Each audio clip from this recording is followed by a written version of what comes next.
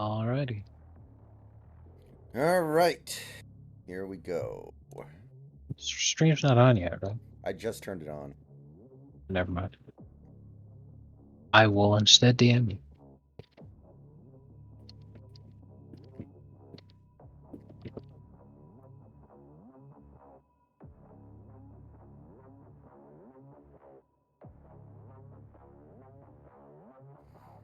All right, everybody, I am all the way up in more ways than one and ready to kill some demons.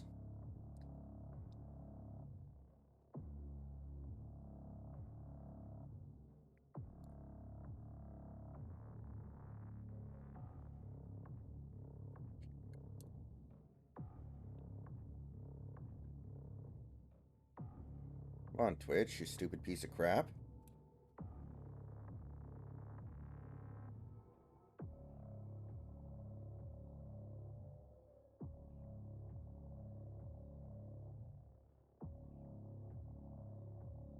There we go.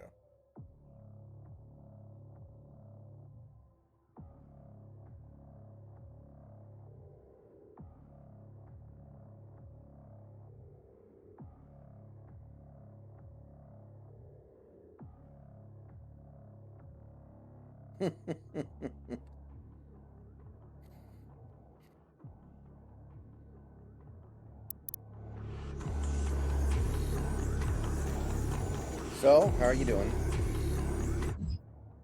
Alright. Pretty cold. Yeah, when it's cold like this, all I want to do is sleep, but I have things that I need to do. So it's really annoying. I hate it.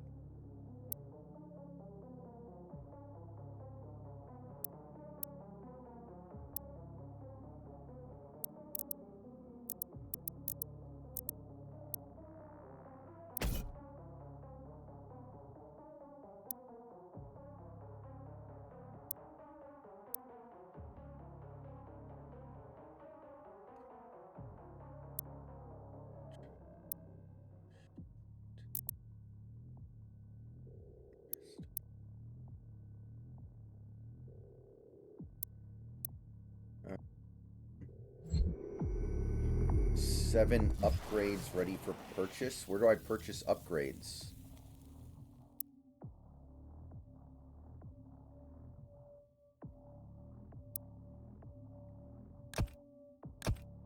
I think I have all my upgrades.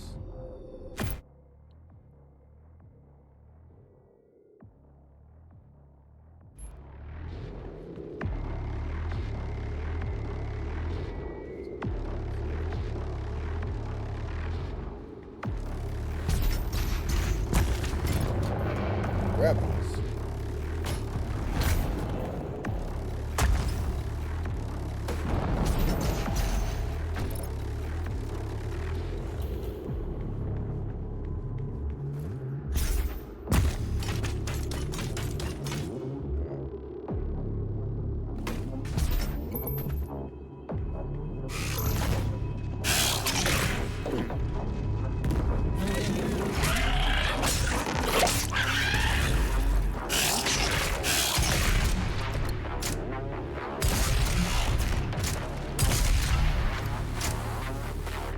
You remember in the 90s when everybody talked about the hole in the ozone layer?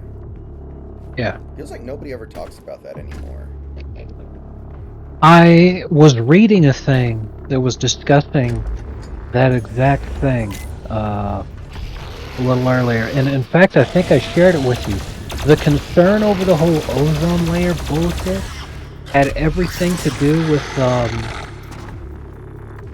the patent for some very cheap refrigeration was expiring, and the company who used to own it did what many large corporations do nowadays, and they used government and media as a weapon.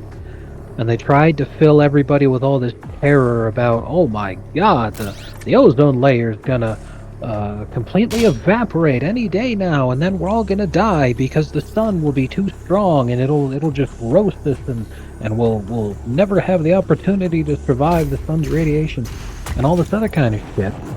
And it was all just to create so much public support in favor of regulation that it would stamp out all conceivable competition, any attempt at finding an alternative to the refrigeration, and then when that company would go on to renew their patent or come up with another alternative that was quote-unquote environmentally friendly, and it followed all the bullshit regulations, but it was basically just the exact same thing, except, you know, whatever minute differences they always come up with. So then they can say, hey, you can copy my homework, but change it up so it's not the same. And that's all it ever was. It was just a complete fucking scam. And they're doing the exact same thing with climate change now. Because you listen to people, it's like, okay, well, what do we do? How do we solve the problem? Well, obviously, the United States and Western Europe needs to stop eating so much meat, and they have to stop using so much electricity, and we have to shut down this industry and that industry and these industries and, whatever else. Meanwhile, who are the two biggest contributors to global pollution every single year, year after year? India and China. No one ever says anything about what they have to do.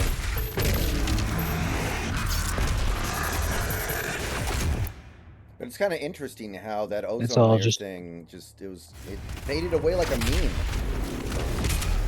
right. And when you think about it, there are plenty of things that happen even now, even this year, even just a few months ago that people have completely forgotten about. Also, remember the huge environmental disaster that happened in Ohio that was the biggest environmental disaster to ever happen in the history of the United States, and Yeah. no one's discussing it anymore? Whoopsie dangle.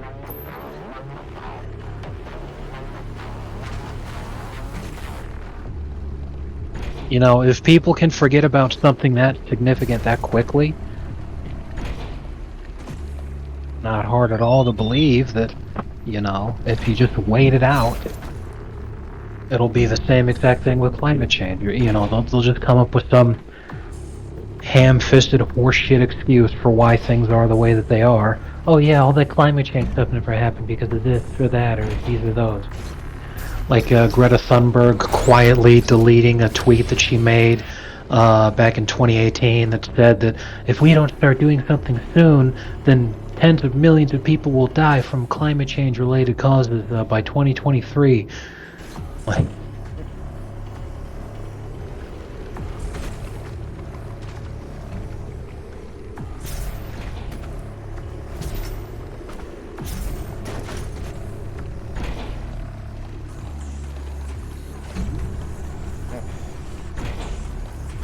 So, have you been keeping up at all with all the stuff happening in the in-season tournament? All the drama? Stuff like they were playing Haka for point differential when they were leading by like 30-some points and there was 8 minutes left in the game. Yeah, and like teams running up the score, they're up by 30 and they keep on trying to score because they're trying to secure tiebreakers for point differential. Yeah. Yeah, like, the Raptors did that shit, against the Bulls, I think last week. Yeah. They were trying to run up the score when the game was already over, but the thing is the Raptors had already been eliminated from the tournament. So, their claims about point differential literally meant nothing. It's like you're just running up the score for the sake of it. Stop. What's actually happening is that a lot of guys are using this as an excuse to run up their stats because they're in contract years and they're like, this is the perfect opportunity. I can use the tournament as an excuse. Oh man. There's some Josh Giddey stuff that made me laugh as people were talking about it now. They're trying to say, they're like, no, there's a photo of the two of them from last year. We're together partying at a hotel or something, and both of them are topless, so they definitely had some kind of relationship going on. And I'm like, well, did you see the picture yourself? What does that matter? And I'm like, because if you're saying it was a year ago and they're concerned right now about her being underage, then you're talking about having viewed child porn. Did you see it yourself? No? Okay, so you're just repeating some bullshit that somebody told you. And I'm all like, hey, I'll tell you the evidence that I've seen. Him hugging a girl in a club because he met a girl in a club, and it was an underage girl who snuck into the club, and the only evidence that's out there. Yeah, Josh Giddey's gonna be okay. Yeah, because again, if he was with an underage girl, actually, then the police would be investigating. The only investigation that's going on is from the NBA over whether or not they're going to suspend him. I'm all like, if the police aren't investigating it, then there's obviously nothing there.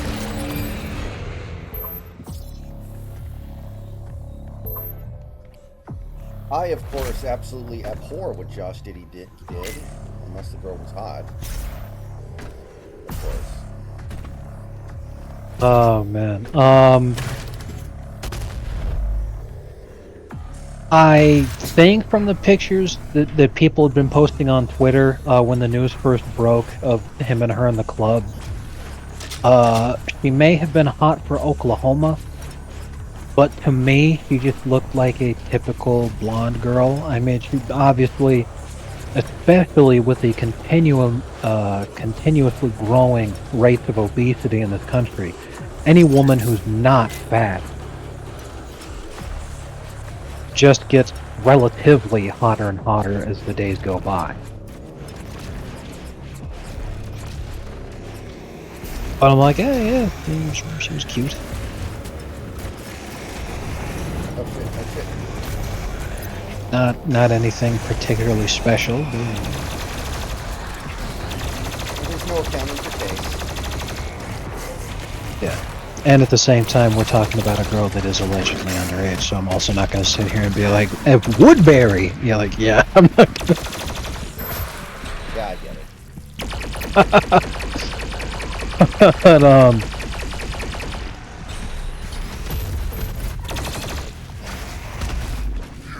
yeah, it's definitely a nothing burger. People are just, really wanting to jump on it. And again, I do have to state how fucking ridiculous it is that, there's a quality about Josh Giddey that may explain why people are so quick to believe why something so heinous had occurred, even though there's no evidence at all. Meanwhile, they give a standing ovation to that one hockey player that killed someone on the ice, and I wonder what the difference between the two of them is.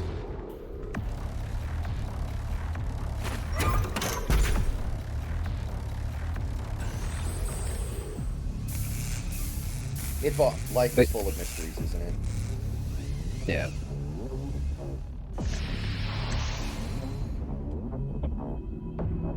Like how,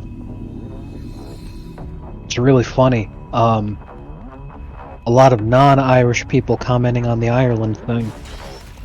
Because over in Belfast, and North Ireland still being part of the UK. Over in Belfast was where the Irish Lives Matter graffiti was painted, and then people freaked the fuck out. Oh my god, saying Irish Lives Matter in Ireland is hate speech. But people have been making a lot of Oliver Cromwell references. So all of a sudden there's a whole bunch of people who, again, they're like, hey, Africans can absolutely be Irish. As many Africans who want to go live in Ireland can go ahead and live in Ireland and be Irish. And then they're like, wait a minute, I don't understand the Oliver Cromwell references. It's like Oliver Cromwell, when he was the head of the United Kingdom back in fucking 1600s, 1500s.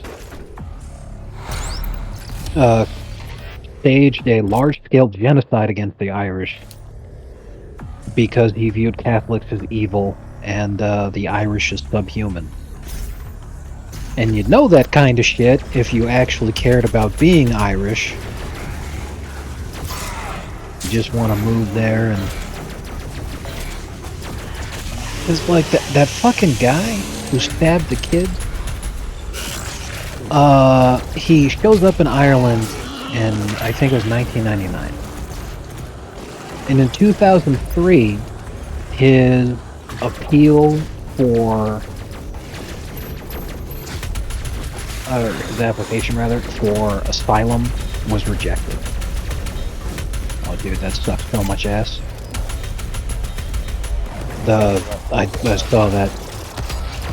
Yeah, I know that, you know, falling off the stage is not the end of the world, but it does suck when you fell off the stage because the game just fucked you. Like you were on land, and then the animation starts, and then suddenly, oh well, I just have nowhere to go. Fuck.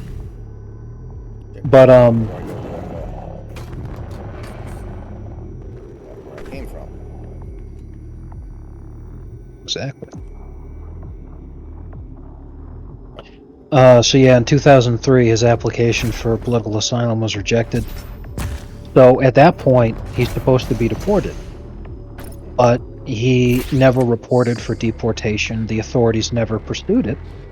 However, this guy had been in Ireland again since 1999. And between 1999 and the present day, he has never had a job.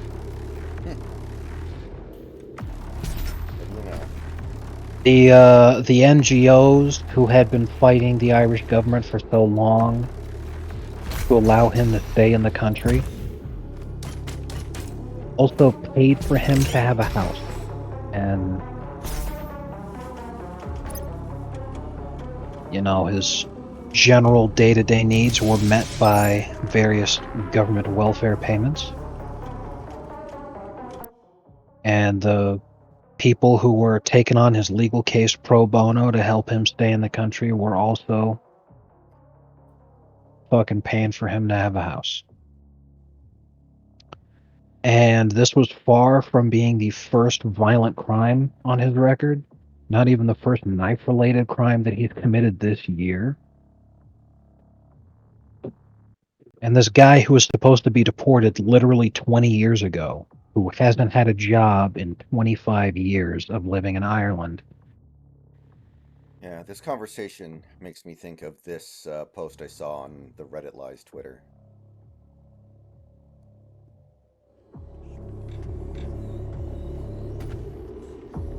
Oh, God. Oh, no!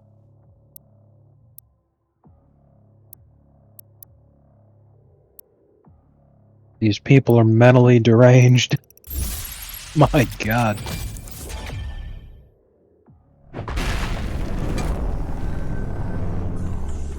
If only they knew. Seriously.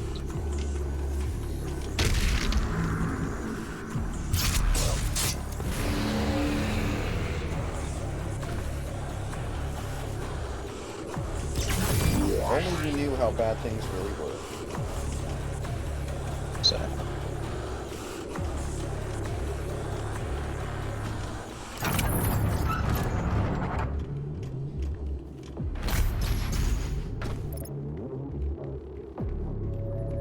Was it not the Slayer who brought the demons to us? The Conmaker has you to thank for the gift of Argent energy. It is you who are responsible for your people's suffering.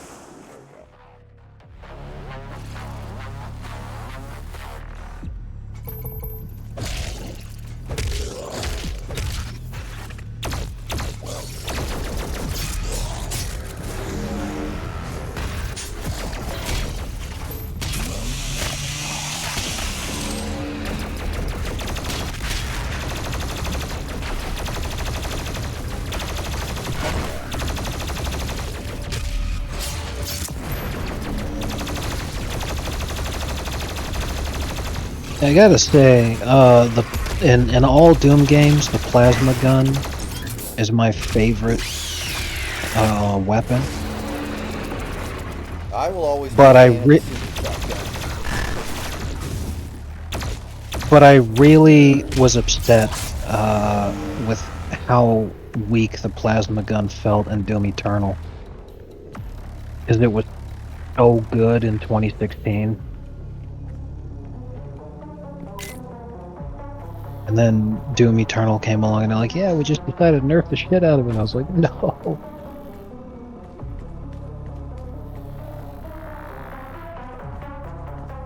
Anyway.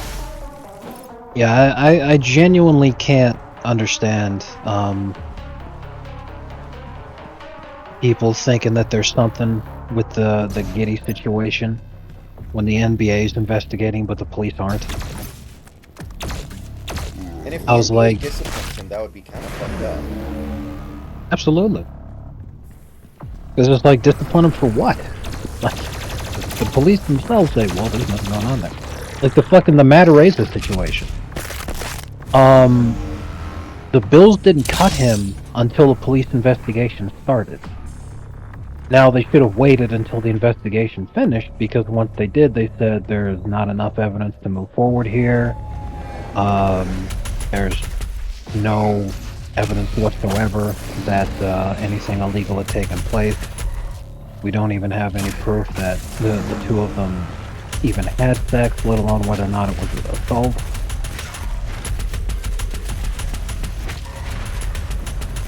So, you know, all charges dropped, and then the Bills just cut him for nothing. But they at least waited until a police investigation started. There isn't a police investigation into the Giddy thing, and then NBA is like, well, we're looking into it, and everyone's like, well, the NBA is investigating, so that obviously means that he's guilty of everything my imagination tells me he's guilty of. Like, what the fuck, man?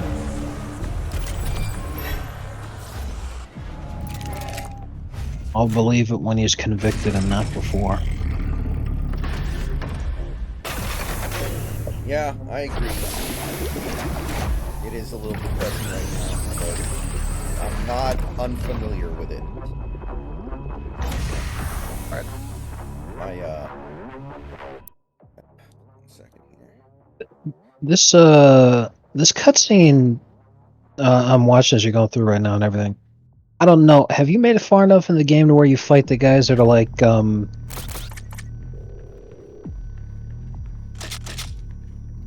I forget what they call them, but it's a dude who's got like a laser axe kind of thing. No, I don't think I've seen any laser axes yet.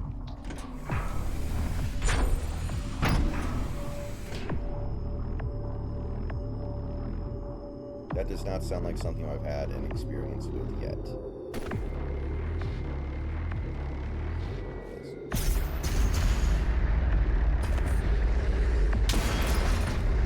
Oh, I can't believe that worked. I thought I was dead.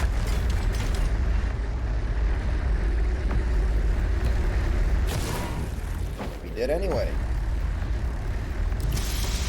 Yeah, got the one up. Yeah, the Marauders. There we go. Yeah, I don't think so.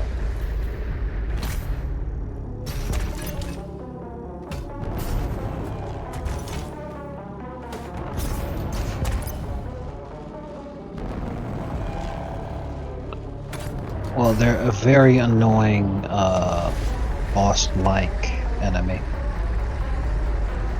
Oh shit, there it is. I see it now. I believe I didn't see that. First fucking time. I am stupid. I am El Stupido.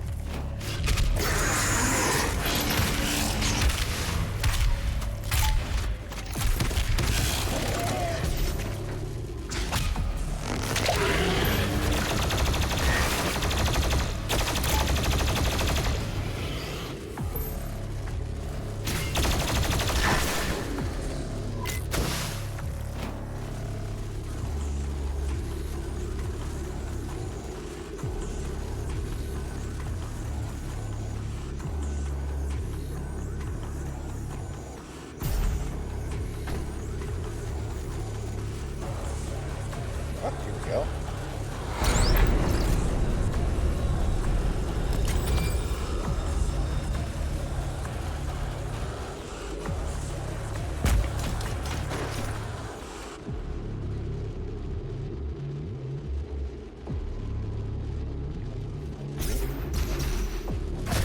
Oh, come on. Invisible wall. Fight me.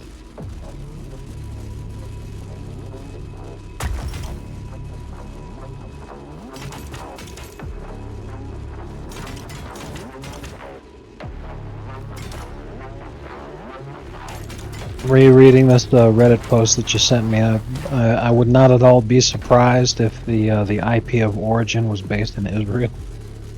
Shut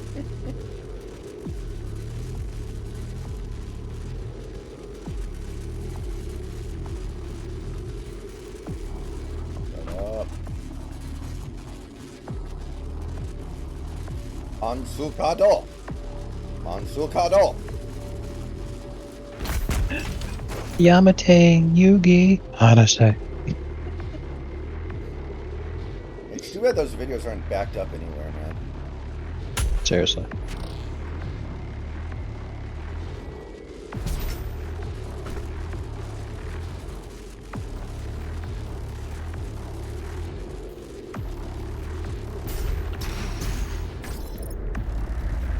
I know how you feel. I was even thinking about this a little bit the other day with so many different. Oh shit. Oh yeah, this tells me exactly where you are. This is one of the first boss type enemies. He's a different one than what I was thinking about.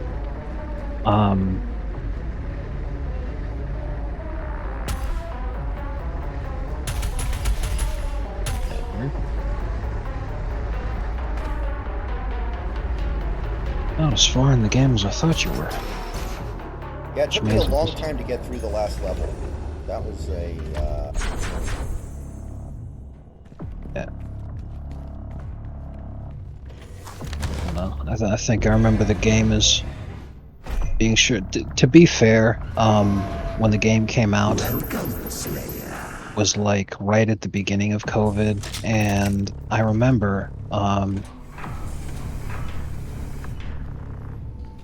it was when I had just been accepted by the union, and I got laid off from my first job really fast. And it was the first time that I'd ever been laid off by any job at all, ever. So, like, mentally I was really confused. I was like, man, did I fuck something up? Like, why'd that happen? But literally it was just because they, the company was a bit notorious for doing this. The way that the union's set up is that you have it's the first come or the oldest signature on the books is the first one to go. You know, like they do it in order. You know, if you just sign the book today, then you don't pick that up again. You signed it 6 months ago. So this way, it's on a rotational system where the guy who's been unemployed the longest is the one who gets offered the job opening first. But what the company was doing is they wanted specific guys that were on the books.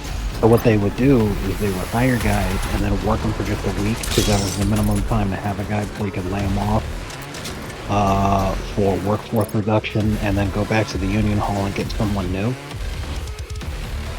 So they would just churn through guys until they got who they wanted. I had no idea because it was my first job ever with the union. Right, for the union. So I had no idea. So at the time I was pretty messed up, and I remember I was sworn into the union while I was unemployed.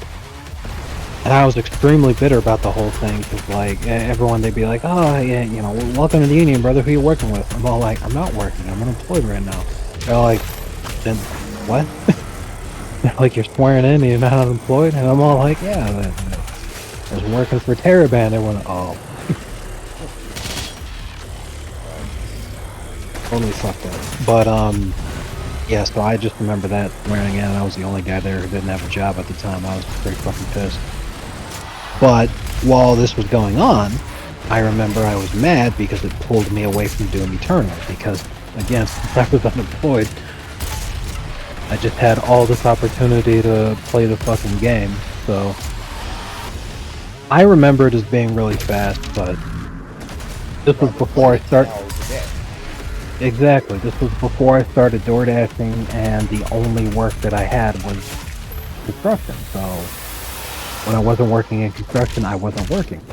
And especially for the union, it is the really nice thing, is that when you're in the union and you're unemployed, you actually get unemployment benefits, really easily. So I was just waiting for my neat bucks to arrive, and playing games. So I remember it as being exceptionally fast, but I'm all like, yeah. Thinking back on it now, I'm all like, I just played the shit out of this because I had nothing else to do. It was before even,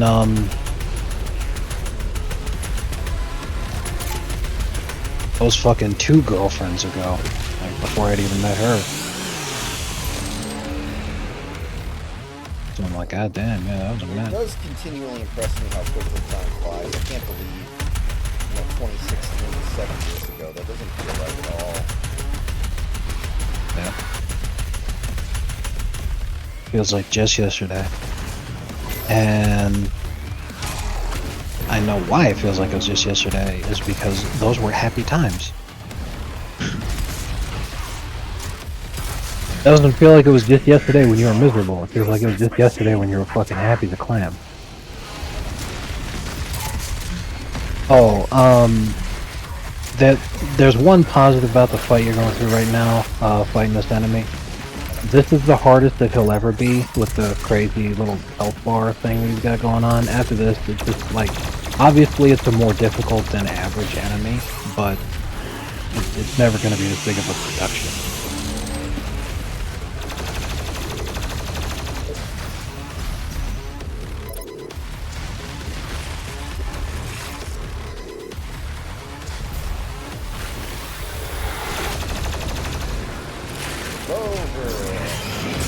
Over, Anakin. My metaphor has the high ground.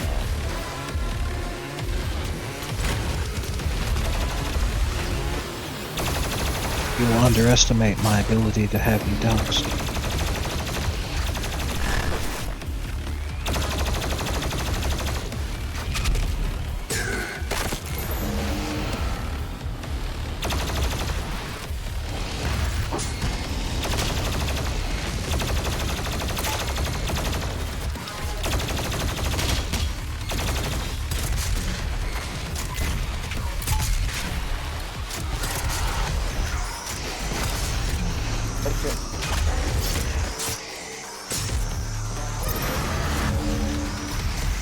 Wait, did I just win? I didn't think I was about to win. Damn. Nice. Okay, that wasn't so bad.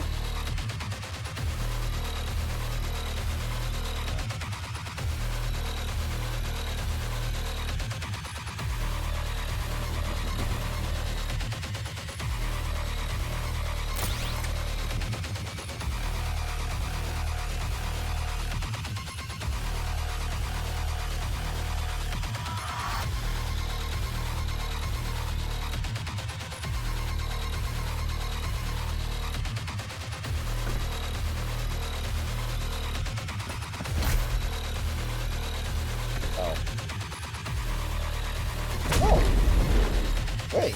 We are not done. Oh, I was correct to do that. Oh, holy shit, 2 of them? This is getting out of hand. Now there are 2 of them. Oh. You don't have the minigun yet, do you? No. Never mind.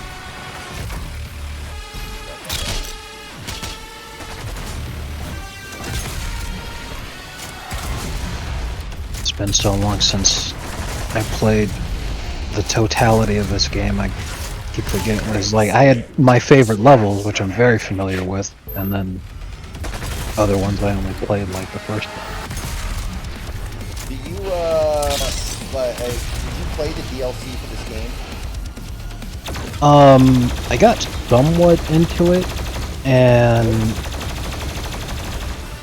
it was a really slow start. In fact, it was such a slow start that I got bored, and then I uninstalled because it was taking up way too much space on my SSD, and I just never came back to it.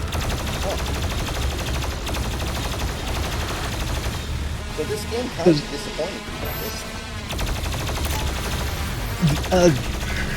I don't really want to say that overall, but I can't really disagree with that either. The DLC especially, like, obviously, you know, anyone who loves the shooter, and especially if they love the shooting mechanics and the core gameplay loop of Doom Eternal, would like moments like this where you're just fighting a lot of people and kicking a lot of ass.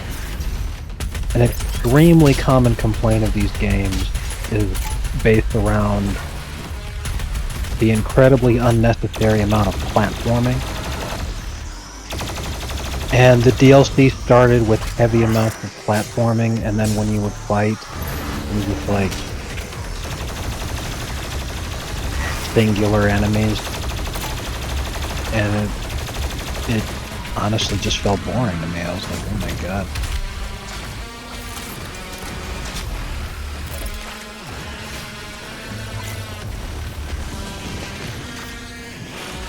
I just always had something else that I could have played instead that just be more engaging. Excellent. Smash the heretic.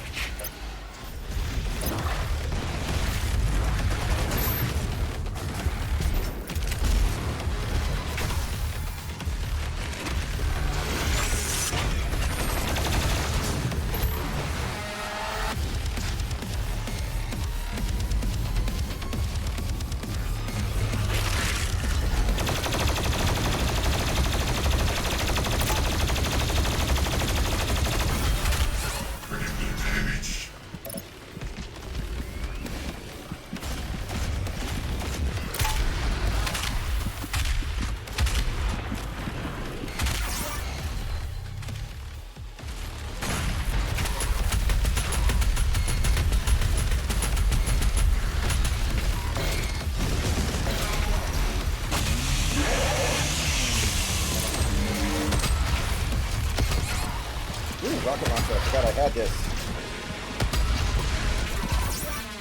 Son of a bitch. Only have one left. Excellent. Smash the heretic.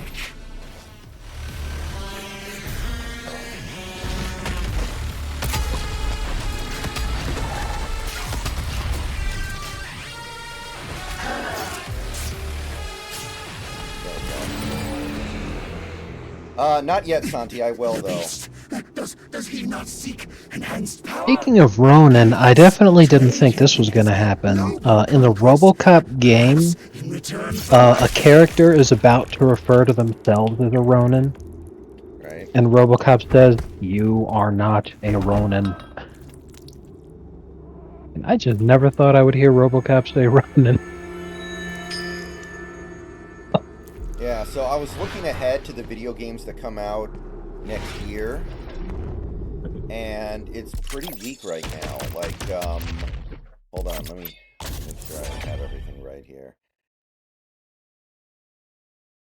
Persona 3 Reload, Suicide Squad, Star Wars Dark Forces Remaster, and Final Fantasy VII Rebirth all come out in February. Then in March, you have Dragon's Dogma 2. And then at some point during 2024, there's going to be Star Wars Outlaws, and I couldn't find anything else. Santi sent me Rise of the Ronin and Avowed, and a couple of others, but I was like, this is not looking like a great collection of big releases for 2024. Yeah, that's another reason why I'm really enjoying Game Pass, is because there's a lot of old games on there, and so much new stuff is just such dog shit that feels kind of necessary.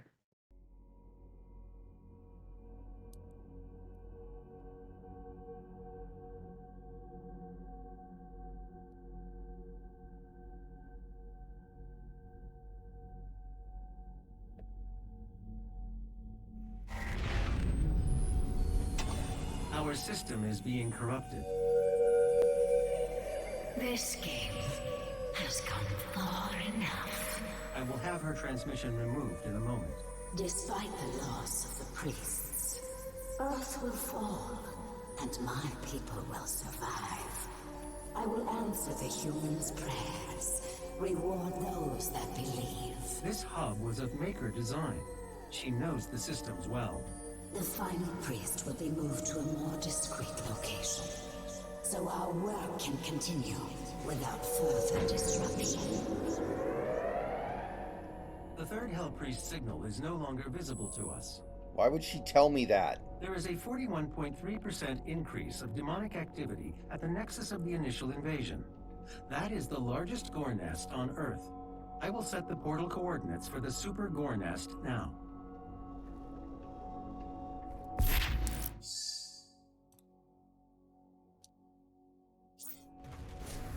Okay.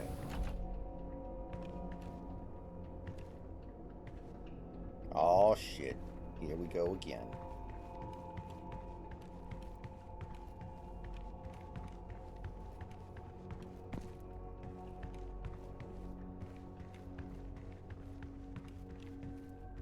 I love those posts that talk about how RTSs aren't popular and are basically a dead genre now because Zoomers have such a low attention span they can't fucking. It's funny, but it also strikes me as being straight up boomer kind of takes, you know. I think there is some validity to it. I think there's definitely validity in the TikTok / Vine generation having shorter attention spans, but I don't think the same generation that loves playing Fortnite, which is basically a architectural game disguised as a shooter. Yeah, I mean, here's the thing. This generation loves Minecraft, which is... And Minecraft also is another thing I was going to bring up, and also has extraordinarily high instances of just people with autism who hyper-focus on things. I don't think that a generation that loves all of that would be against real-time strategy. I think it's just an excuse that developers don't want to make real-time strategy games because there's not the potential for making as much consistent money as there are other genres, you know. Just look at what Blizzard did with StarCraft 2. At the same time that they were jumping on the MOBA bandwagon and making Heroes of the Storm. Oh, what the shit is this? A railgun? Oh, ballista. Oh yeah. This thing. It's a really important weapon. It does a lot of damage to certain enemy types. So for those certain enemy types, this is like the gun that you're going to want to come out. And it also uses the same ammo type as the plasma gun.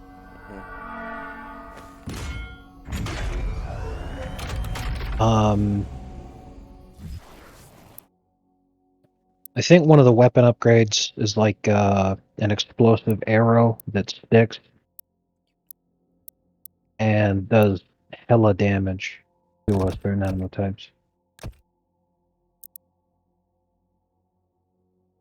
Anyway, I say all that because I'm a huge fan of RTSs, and I'm like, man, with the way that games technology is developing now, I really wish that, you know, some of the all-time great RTSs would have modern equivalents coming out, you know.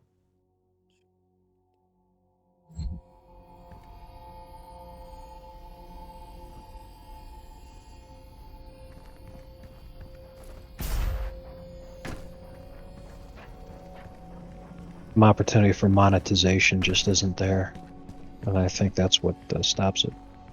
Yeah. makes me think of that thing where I think it was Logan Paul said that he walked out of Oppenheimer because it was all just people talking, and then somebody did what Logan Paul thought Oppenheimer was going to be, and like the movie was on a small screen in the corner, and like the majority of the theater screen was taken up by somebody playing Subway Surfers. Pretty good. No. Scarecrow.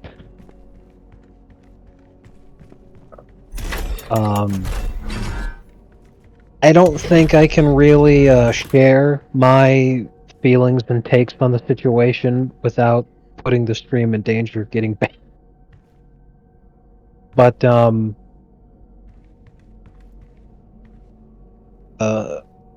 I guess the furthest I'll go in terms of saying it, what I would say is, just for the record, I am very much not a fan of Israel at all. Not as a state, a country, a concept, any of the above. And how I feel about the whole situation is fucking go crazy, kids. Just leave me the fuck out of it. Like, I would love for the United States to not get involved in this. I know that that's impossible, but good Christ. This Ukraine shit's already been such a catastrophe. Can we please not get involved in yet another one of these shit shows?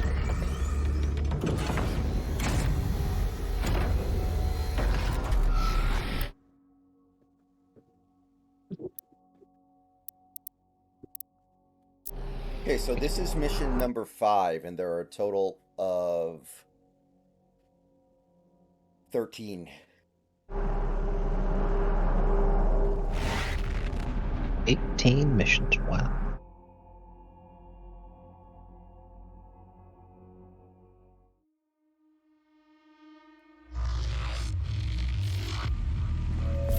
Please remain calm. You may notice a slight change in the environment. Fear not. It's all part of the plan. The Super Gornest location is nearby.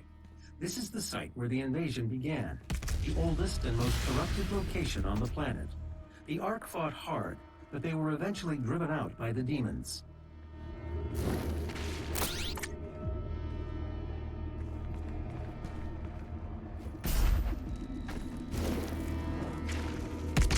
Shit.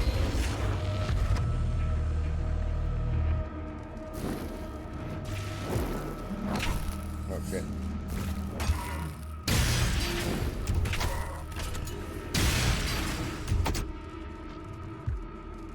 Where do I go?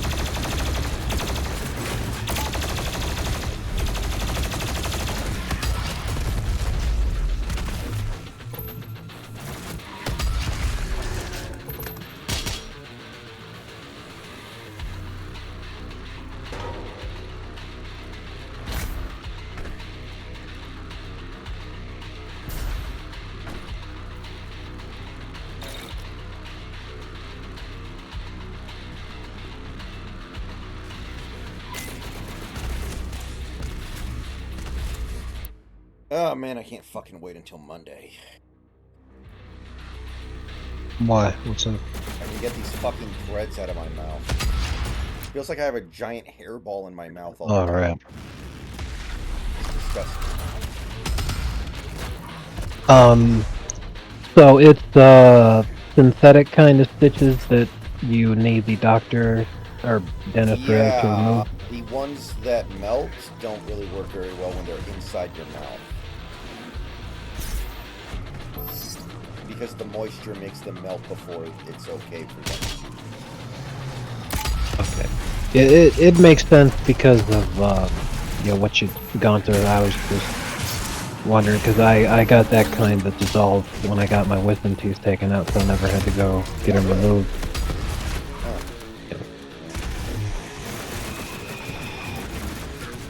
I guess there must be more concern about these things like melting early. I'm okay. I'm Yeah. fine with it.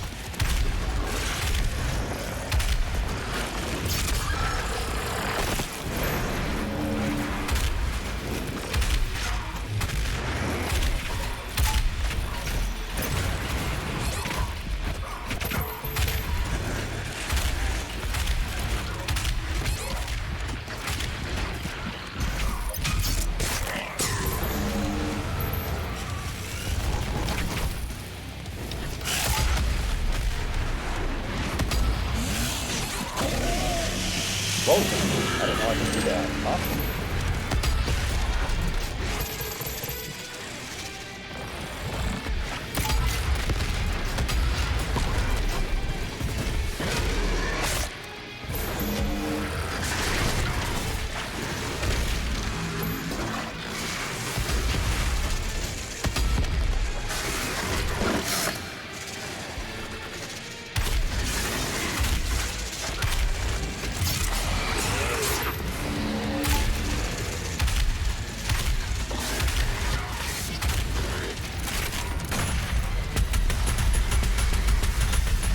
Oh my god, hold still!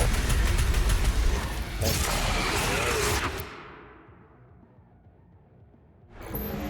I mean, who cares what Bill Maher thinks about anything? Like, he says that now, he's still gonna vote for him, so why should they care? Exactly.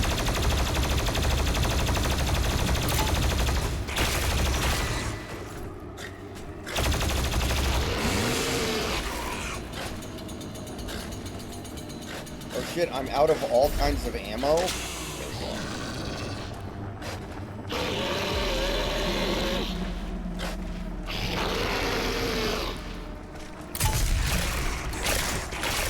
Yeah. The point in the game where you're at now is any like a regular zombie, just regular old run-of-the-mill zombie. It's literally just there to be farmed with your chainsaw and your flamethrower to give you stuff. Like it's not there for you to use ammo on it.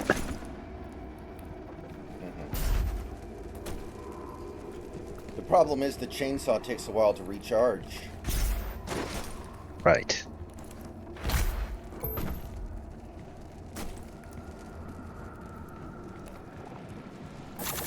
I'm not sure in what regards the left holds Bill Maher for me as one of the few voices on the left I can listen to, and that's exactly correct. That's exactly what his purpose is. He's there to appear to be a reasonable moderate and thinks that the left is going too far, but exactly like Joker said, he's still gonna fucking vote for Biden or whoever else they put up or whatever. He's gonna toe the company line and he's gonna do exactly whatever they tell him to do. He's just there to try to look like a more reasonable moderate.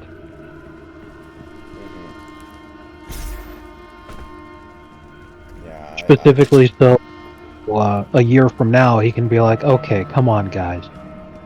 You really need to vote for Biden now. You'd be like, oh, well, this is the same guy who told us all that other stuff that sounded reasonable, so I guess we'll trust him here, too. Don't be a Bramlett. Yeah, I mean, I think this is a very clear trick he's trying to play, and he's been playing this trick for decades, really, I think. Right. Right. My brothers and sisters, let's help to make our friends' transition into their new world a comfortable one.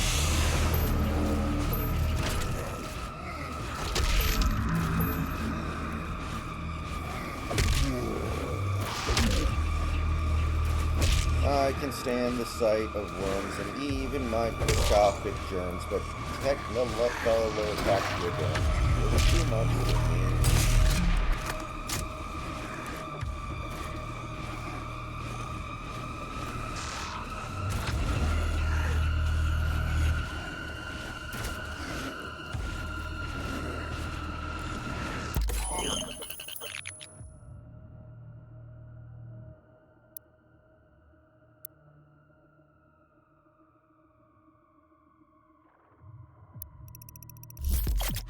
Oh, that sounds fun.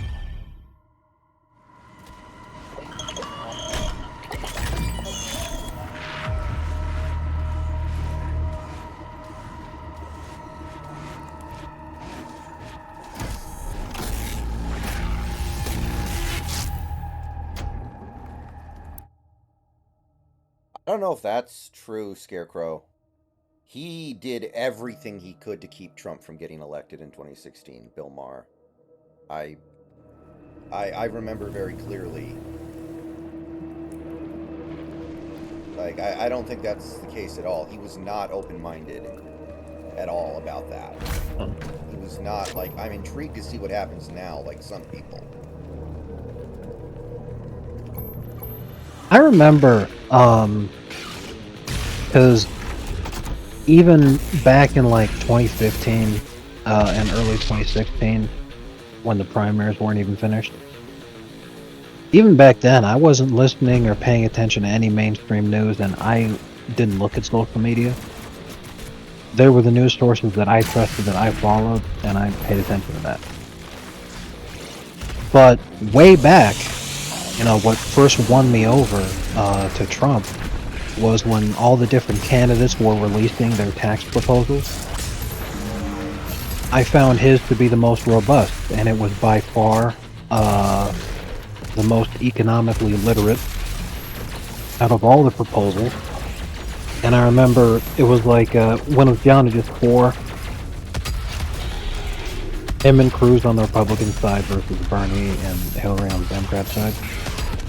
And they were talking about, here's what would happen if, you know, each of these four candidates was elected. Here's the economic projections for what would happen. And Trump's was the only one that was projected to actually make the economy trend in an upward direction, because they were like, tax revenues would be way down across the board under Trump's. However, the actual economic benefit would be completely outstanding because he's considering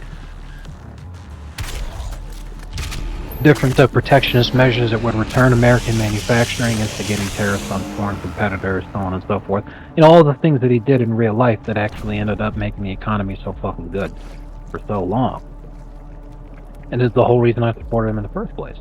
But way back when, in 2015, and early 2016, you know, when that it first started coming out, he was talking about what he would do with his taxes, with his tax plan.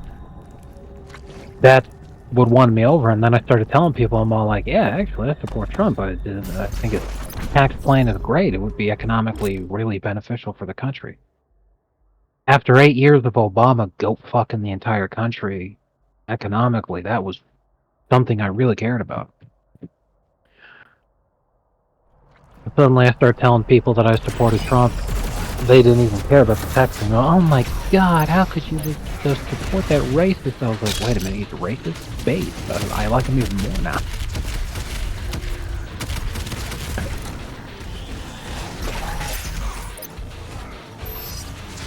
Okay, where the And fuck it's is the buff totem? Where the fuck is the buff totem? Reminded me of that when I read what Scarecrow said. Somebody's like, yeah, Bill Maher said, you know, oh, Trump is so evil, you know, he wants to get rid of all the Muslims. You're like, hey, where do I vote for this guy?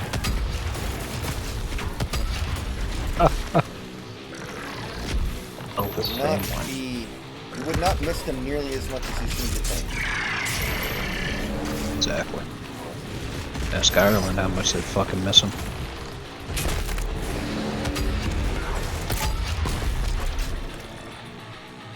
Nice, good job.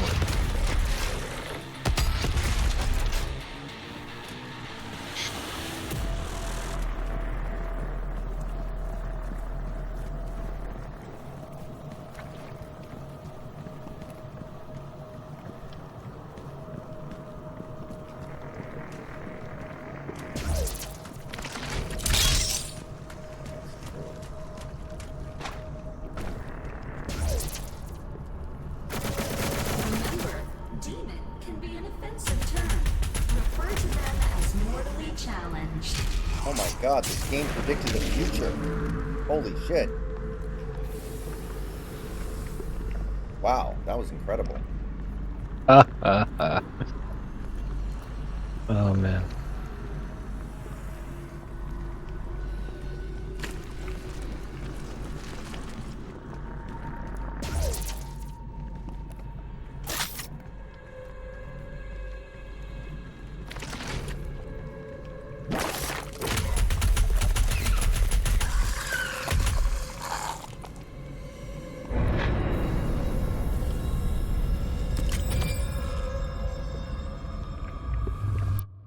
Here you are all equally worthless.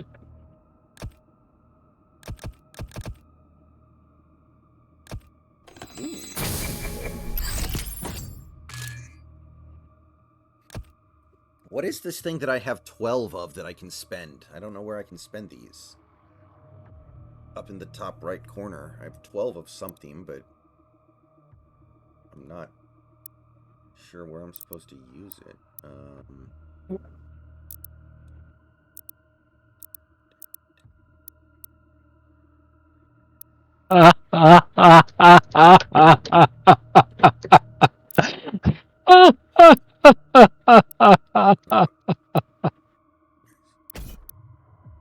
Oh God.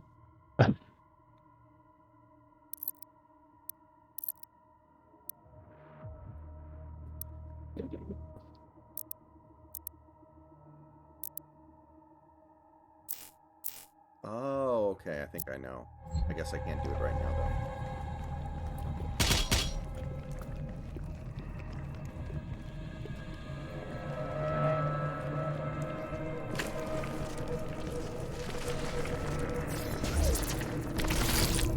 Ooh, what is this? A yellow core key.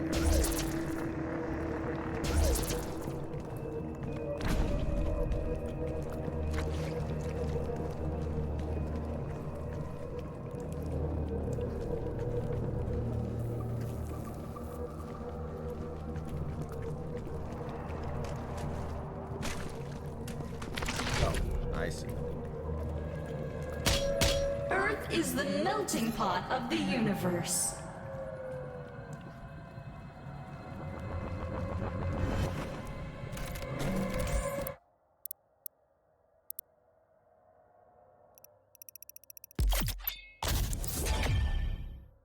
I mean, I can only equip 3 runes, so these ones don't matter. Snacks, check the chat. Here. Tell Snacks to say something nice about Jada Plinkett Smith right now.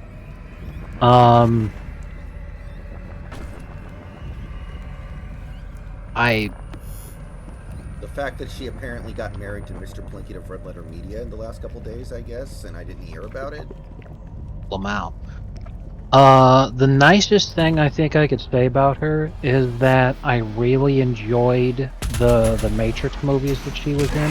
I didn't enjoy her role. I didn't think that she made the movies better with her presence, but she didn't ruin them.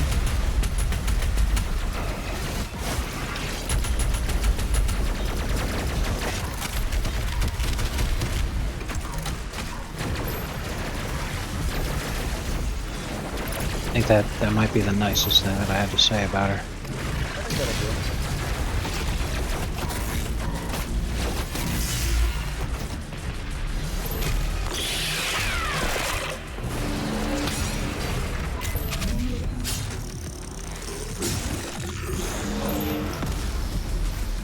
Got that idiot at the coffee shop to lie for him.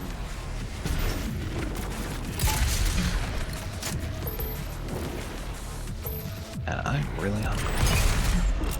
I kind of am too. I'm gonna go get some in a second. Tell Snacks to say something nasty about Jada Pinkett Smith right now. Oh, something not nice about her. Okay, she's a terrible mother.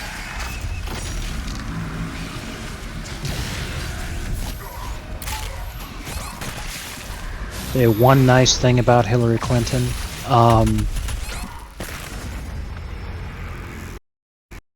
I'm sure that she had at least one bad person killed, so good job.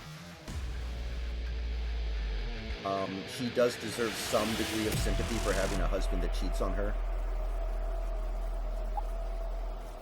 I guess. I don't fucking know. How do I purchase weapon upgrades? Wait a minute. Yeah, it'd be there. When you go to customize weapon, I think. Okay, so this is implying that I don't have the ability to upgrade the weapon. Like, these are just... Oh, never mind. The customized thing is just the skin then. So when you just look at any one of these guns that you want, and without clicking on anything extra, when it says in the mod, click on one of the mods that you have there. Okay. Yeah, and then the weapon upgrades would be right in there for you. Okay. I see.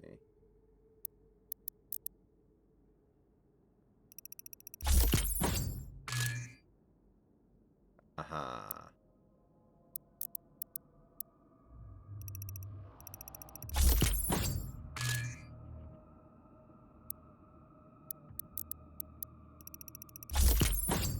You know, the first time I was playing through Eternal, I also picked the special laser beam thing for the plasma gun upgrade. But I think the blast it has is like way more useful. I just forget what it actually does.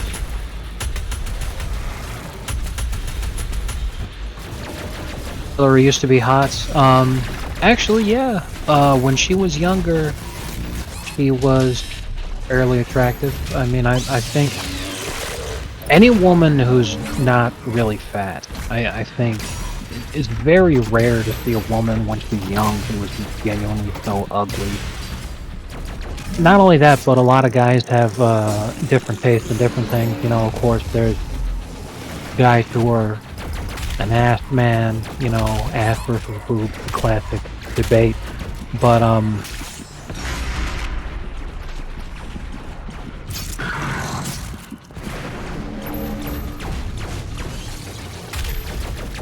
even if, you know, you prefer one over the other, you'd still have your own preference in terms of what you're looking at. You know, lots of guys just like big tits, but at the same time, well, how is it that they're big, you know? Are you, like, or would you be attracted to fat women because they have giant boobs, even though the vast majority of it is just fat and gross and misshapen and disgusting? Or do you like them large, but you want them to have a certain shape? Do you want them to be perky? In which case, if they are, it's okay that they're a bit on the smaller side because they have to be in order to retain the You know, there's lots of different things you start considering.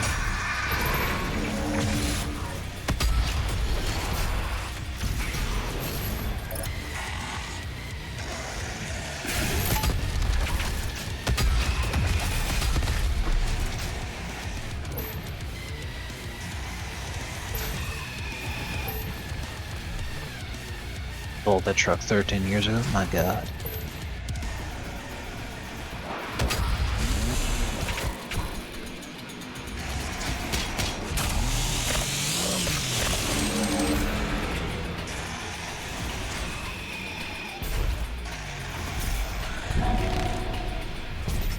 Shit, I'm running out of time. Before what? Places closed if I was gonna go get food. I didn't even realize it's 9:25. I'm like, oh shit. Like my only options to make food here.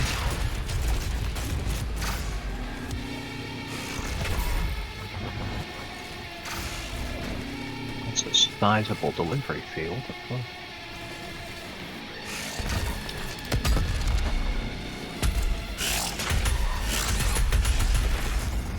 God damn it, I was so close. I'll be right back, guys. Yeah, you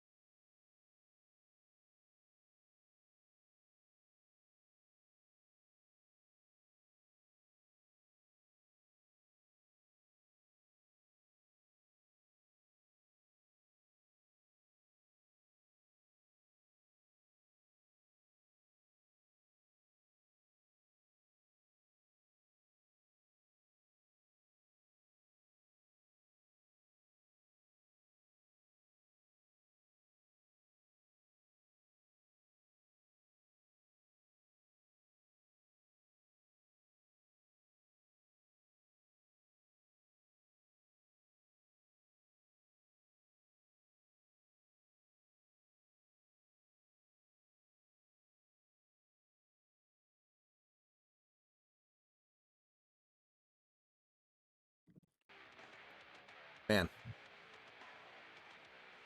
The Pistons have drafted What's high up? for so long here. It's crazy they can't put together a team that is at least somewhat competitive. Yeah, because I mean the Thunder. Literally, think about this for a second. The Thunder, in the time since the Pistons have last been good, the Thunder literally successfully well, not quite. The Thunder had just moved from Seattle. They were already a rebuilding team as the Sonics. They came into their own. They became a finals team.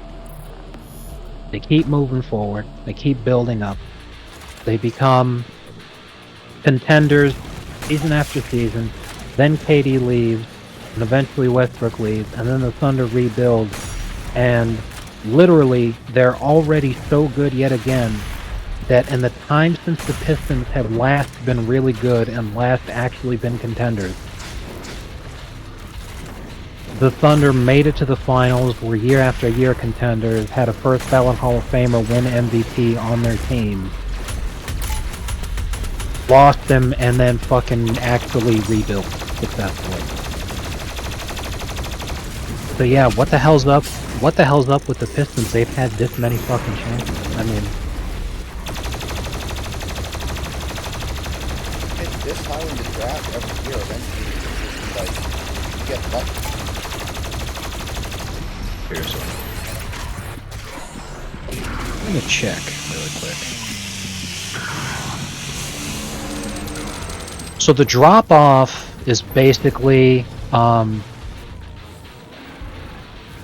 yeah, 2008 is the last time that they make the Eastern Conference Finals. It's the end of the streak.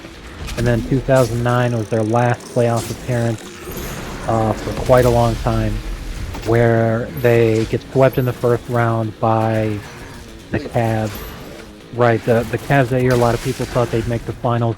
That was LeBron's first MVP year. They won 66 games. They got absolutely fucking smoked. And then they didn't make the playoffs again until 2016, and funnily enough, they get swept by the Cavs in the first round again. But, So they yeah. haven't won a playoff game since 2008. yes, that is correct. Because they made the playoffs again in 2019, and once again were swept in the first round by, not by Cleveland, this time by the Bucks, but they haven't won a playoff game since 2008 because the Kings have been getting it going. I'm pretty sure the Pistons right now are the team in the league with the longest time between playoff wins. So that being the case, I'm going to count the 2010 NBA draft as the first opportunity for the Pistons to really fucking get it together. Which is fair because they picked 7th that season. That draft, they took Greg Monroe at 7. Some of the guys who were taken afterward include Gordon Hayward, Paul George, Larry Sanders, who was way better at playing center than Greg Monroe was, Eric Bledsoe, Avery Bradley, Hassan Whiteside, and I'll just finish there. 2011 NBA draft. Pistons picked 8th that year. They took Brandon Knight. I remember Brandon Players- Knight. Yeah. Players taken afterward: Kemba Walker, Klay Thompson, the Morris brothers, Kawhi Leonard, Nikola Vucevic, Iman Shumpert, Tobias Harris,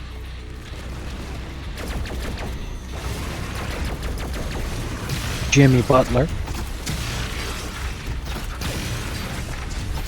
and famously the last pick in the draft that season was Isaiah Thomas.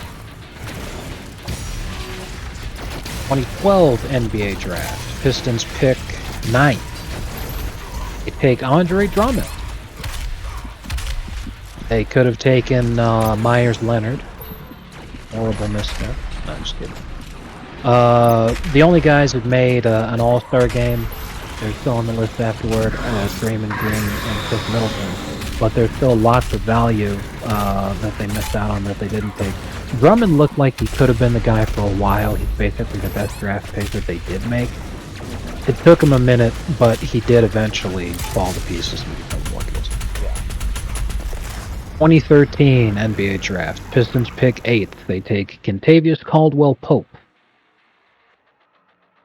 Guys taken after that include Ray Burke, C.J. McCollum, Michael Carter-Williams, Steven Adams, Kelly Olynyk, Giannis Antetokounmpo, which is obviously the biggest misstep, Lamau. Rudy Gobert. Good grief. Tim Hardaway Jr.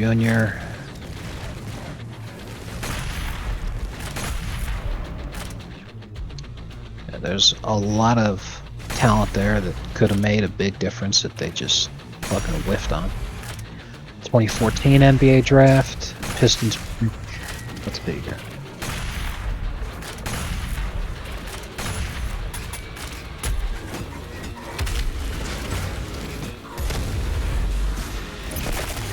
Pistons did not have a first-round pick that year. Because it fell outside the top 8, so the Charlotte Hornets got it.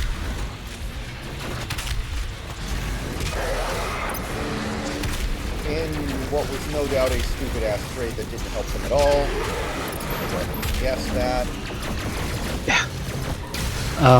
Yeah, I'm not going to look into the specifics of it. The Hornets took Noah Vonleh with that pick, which itself wasn't all that good. But the 2014 draft, even though it was hyped up as being like a generational draft and one of the best ever, the 2014 draft actually sucked and was extremely weak. So yeah, we're not going to hate on the Pistons too much for not having their draft pick that year. But at 15, they picked 8th again, and they took Stanley Johnson. They could have taken Devin Booker, who was on the board. Not a ton of people who were super good or game-changing after that. I mean, 2016. everybody's better than Stanley Johnson, bro. Well, yes, that is incredibly correct. I agree. 2016 NBA Draft. Pistons picked.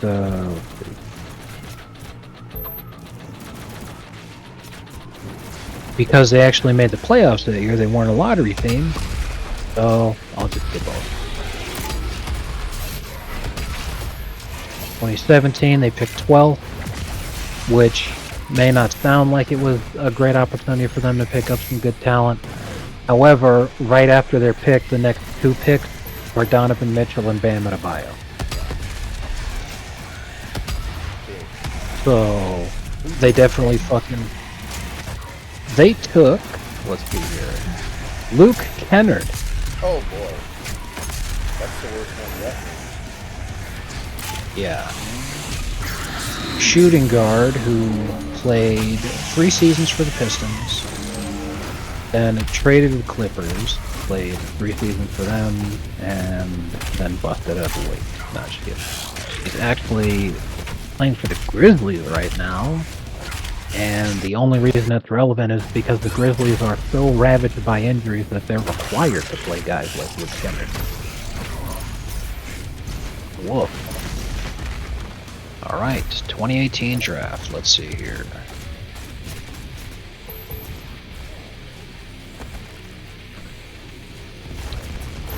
Okay, they would have had the 12th pick, but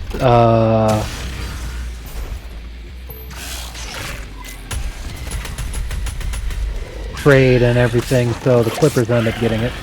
And that pick ended up being Miles Bridges.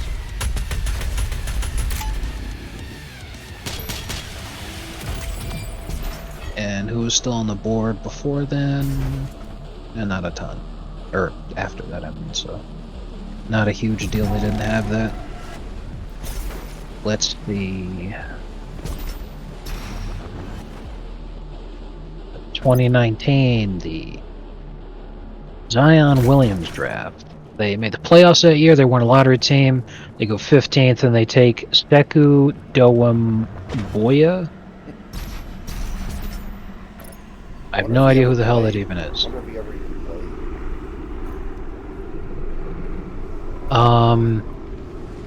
He played a total in his career, because his career in the NBA is already finished. He's back in international leagues. Will be required to open the He passage. played a total of 96 games, started 30. 19 of them for Detroit.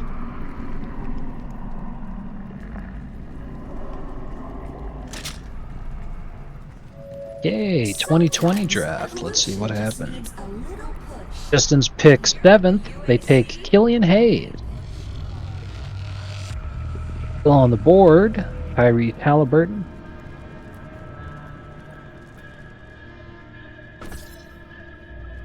And Tyrese Maxey.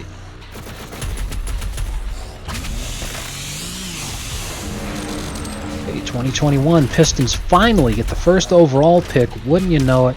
They take Cade Cunningham. I have no idea how Cunningham's doing, but if the Pistons are this bad, it can't be that great. Yeah. But for what it's worth, still on the board. Of course, the answer is everybody. But the best player to come out of that draft so far by far, Josh Giddey, don't at me.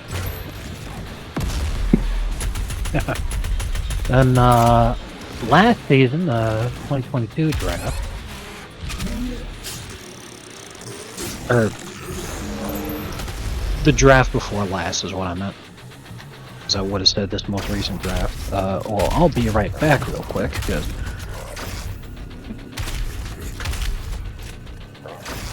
I'm gonna go grab my shit, but I need to get my shoes on because it's raining outside.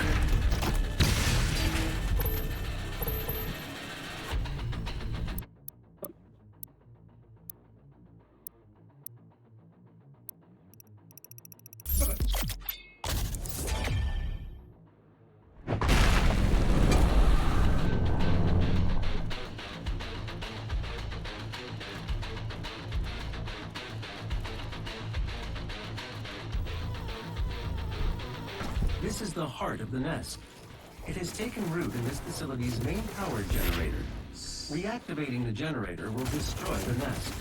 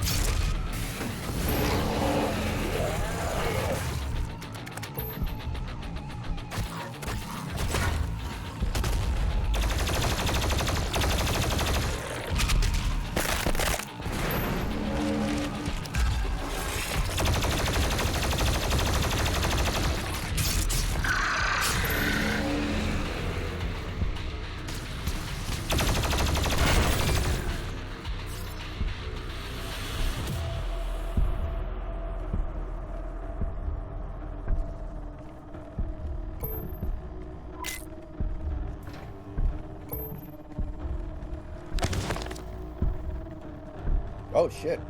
I think that's the minigun. Okay, how do I get in there? Definitely want that.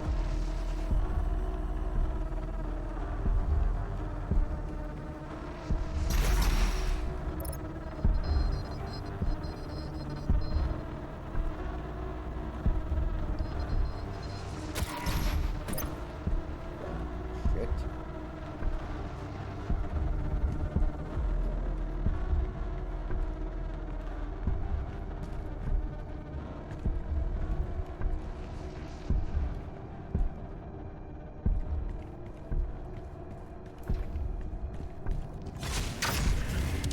Alright, anyway. Ugh. 2022 draft. Pistons took Jaden Ivey. Still on the board was Shaden Sharp.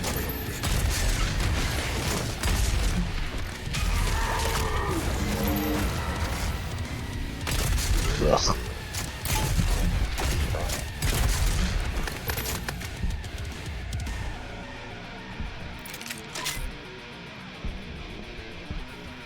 It's hard to tell if that's a bad pick yet or not, but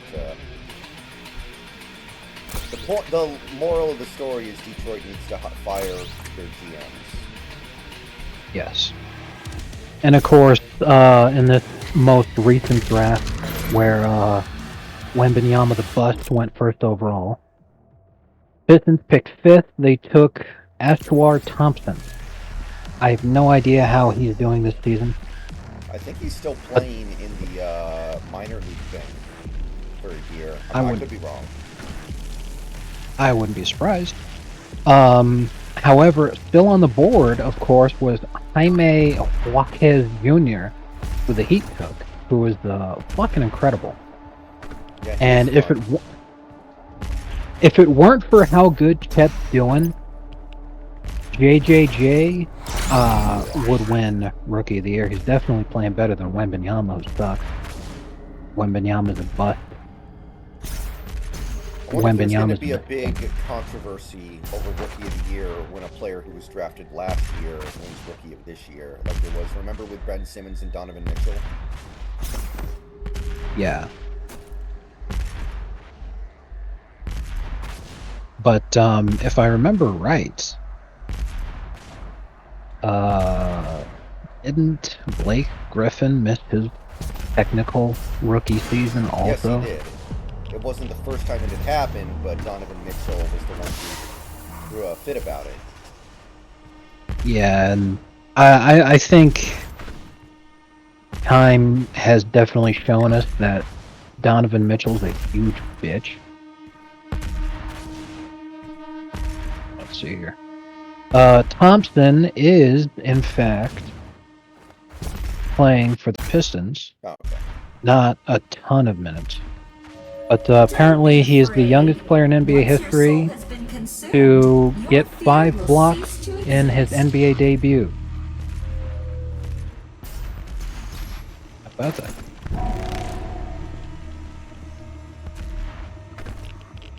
Let me check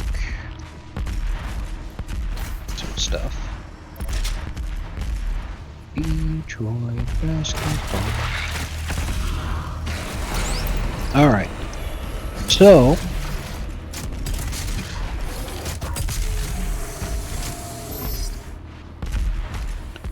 the Pistons have played 18 games so far this season.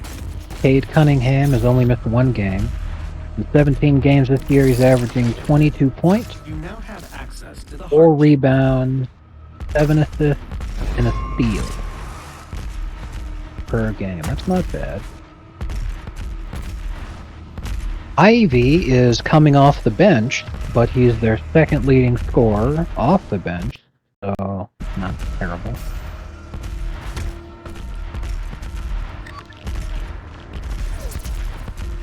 Ashwar Thompson has more rebounds per game than Wembanyama, which is fucking hysterical.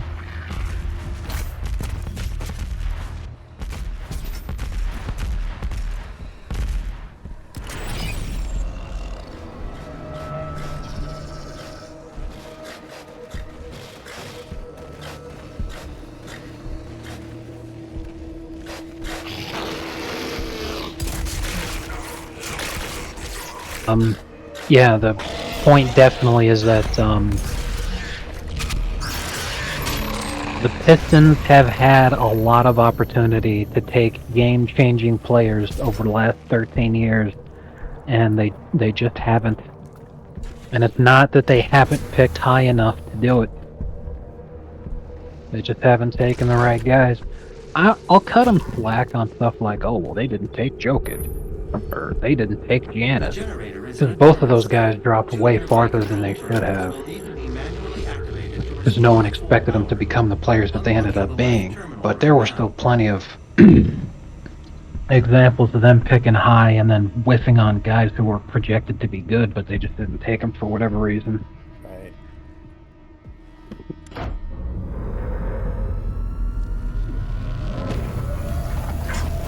I think the biggest example of that is when they took Greg Monroe in 2010, and then 2 years later they drafted Drummond. The second control terminal still requires activation to destroy the nest.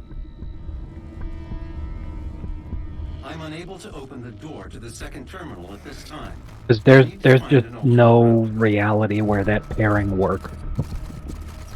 Yeah. Oh shit, minigun, let's go.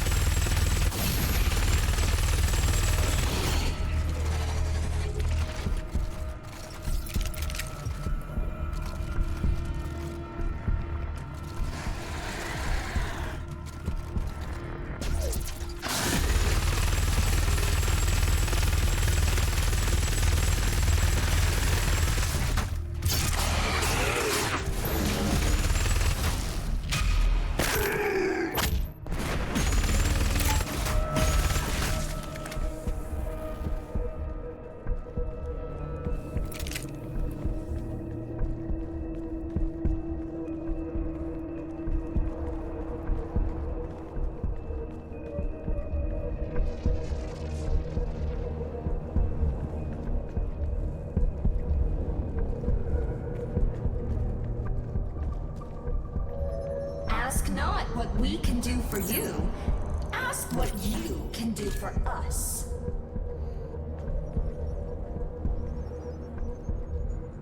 I'm from the government and I'm here to help. Do not run from our mortally challenged guests. Say again. Be a good I'm host from the to our government new and I'm here to help.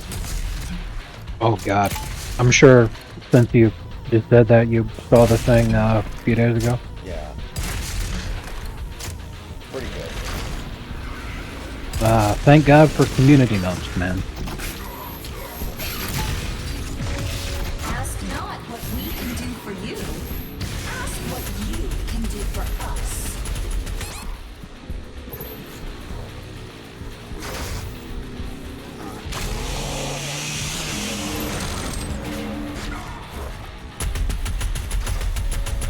Do not run from our mortally challenged guests.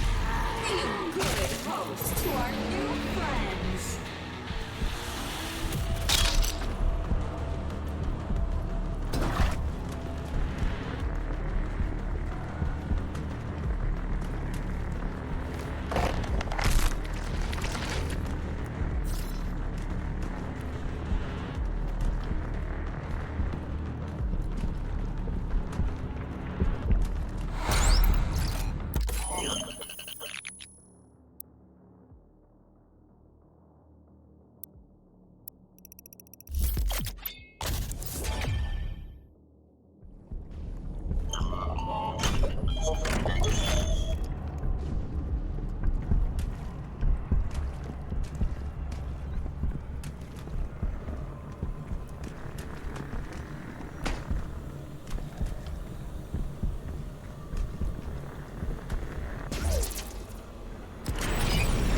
We can be pro Fortnite gamers.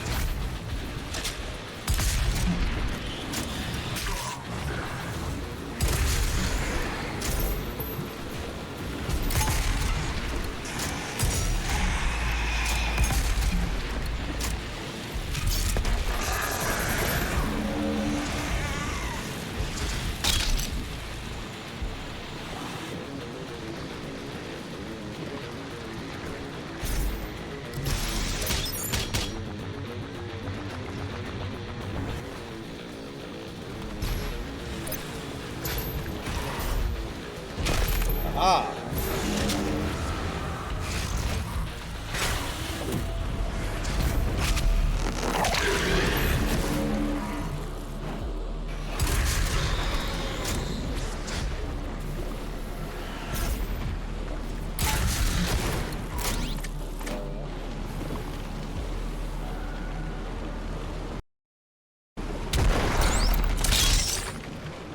exactly is the RAF? What do you mean, what is it? The Royal Air Force.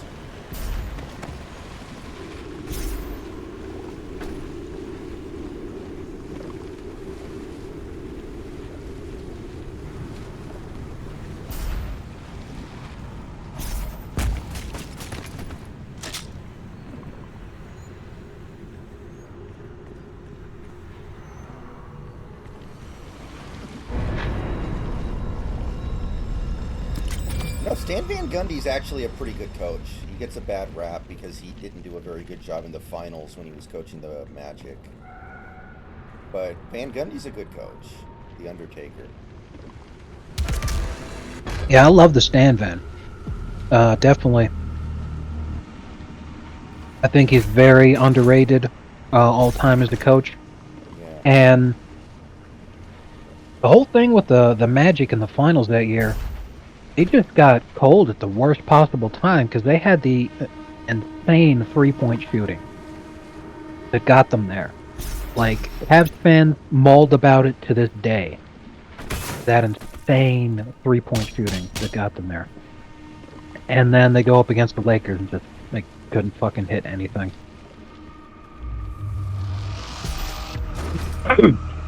And people are really gloating on Twitter about it. Oh, hold on.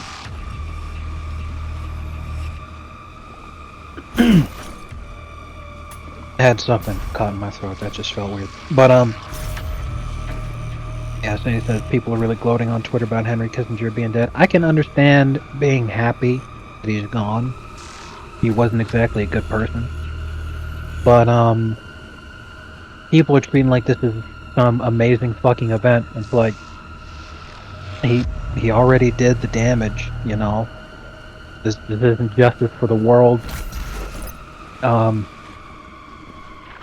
lives he changed forever. They're not better off now that he's dead. Plus, he lived to be 100. Like, what more could anybody ask for? Yeah, it's not that big of a deal.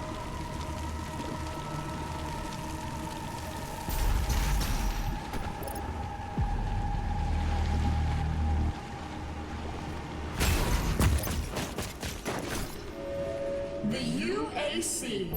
Your blood sacrifice today makes for a better tomorrow. Yeah, Tyronn Lue was actually on. Tyronn Lue was on a surprisingly high number of teams. Like, he was on the Lakers team that beat the Sixers. He was on the Magic team that faced the Lakers. I remember during the 01 finals, Phil Jackson had Ty Lue, like, dress as Allen Iverson and act like Allen Iverson to try to simulate practicing against him. Which I always thought was pretty insulting that he thought Ty Lue could, like, emulate what Allen Iverson does on a basketball court. Like, that's kind of insulting, isn't it?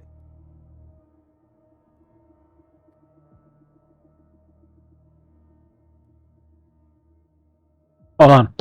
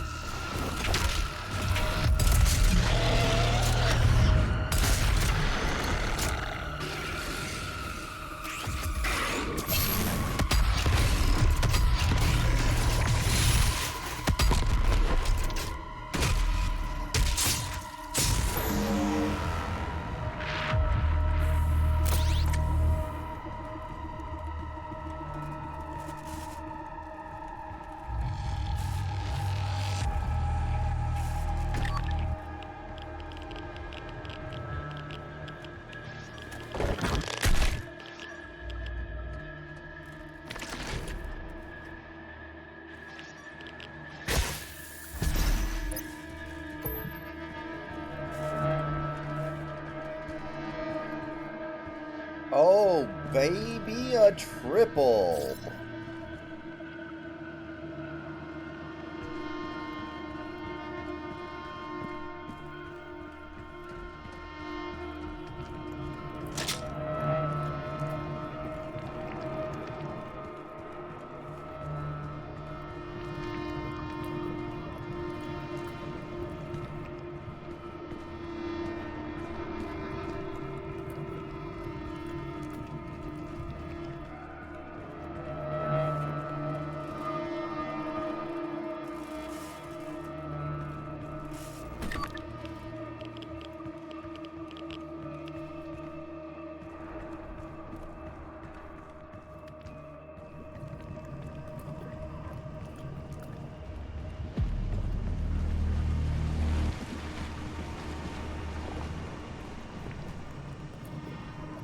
Yeah, that was a really well put together Magic team.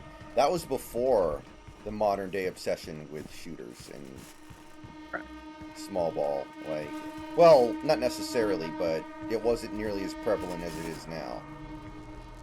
Yeah. There's a name Big Country forgot in that list. Jameer Nelson. Who was injured for those finals, actually. Yeah.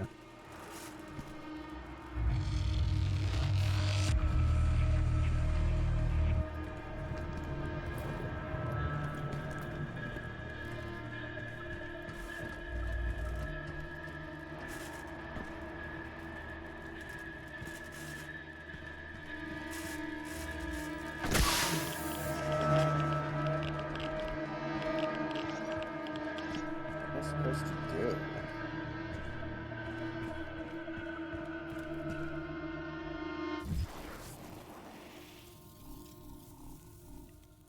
How do I get over there? Fuck. Okay. No.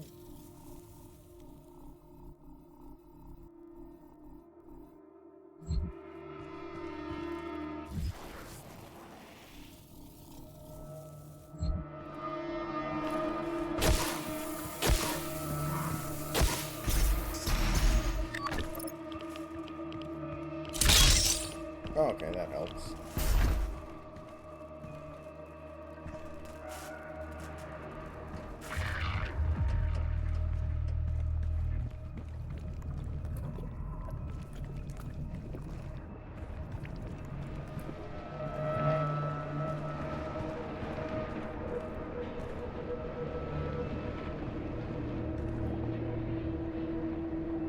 Okay, let's try to hit this, I guess.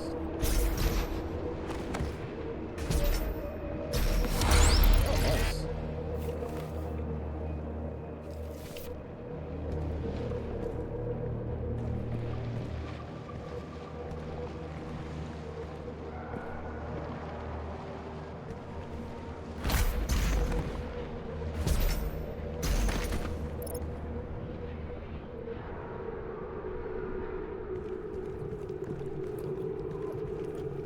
They also had Rafer Alston.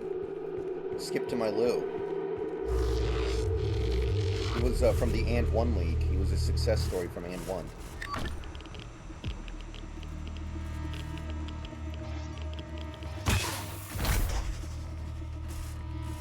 Come on, what do I do? I'm so confused.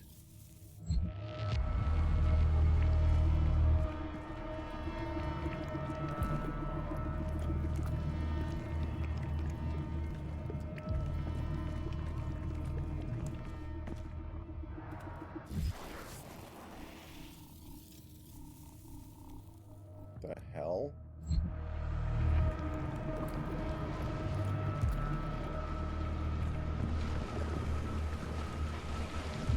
Wait a minute. This is where I came from.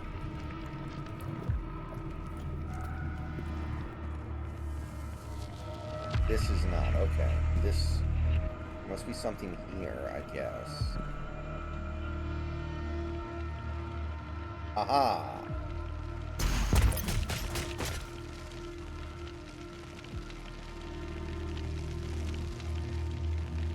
I'm gonna get a little bit cocky. You ain't never gonna stop me. stop me.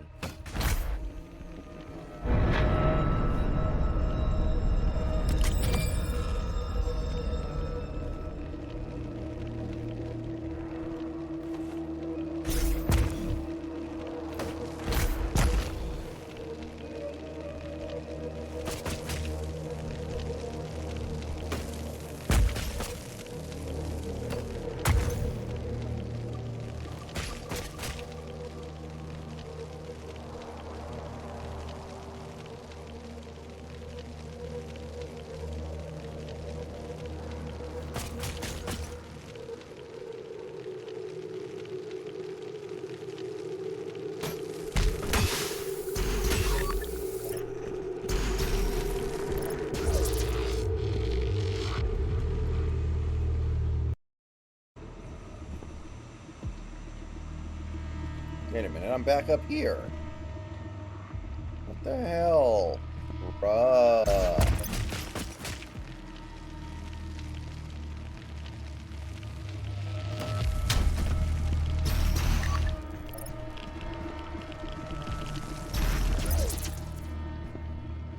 Well, that's just like a reset.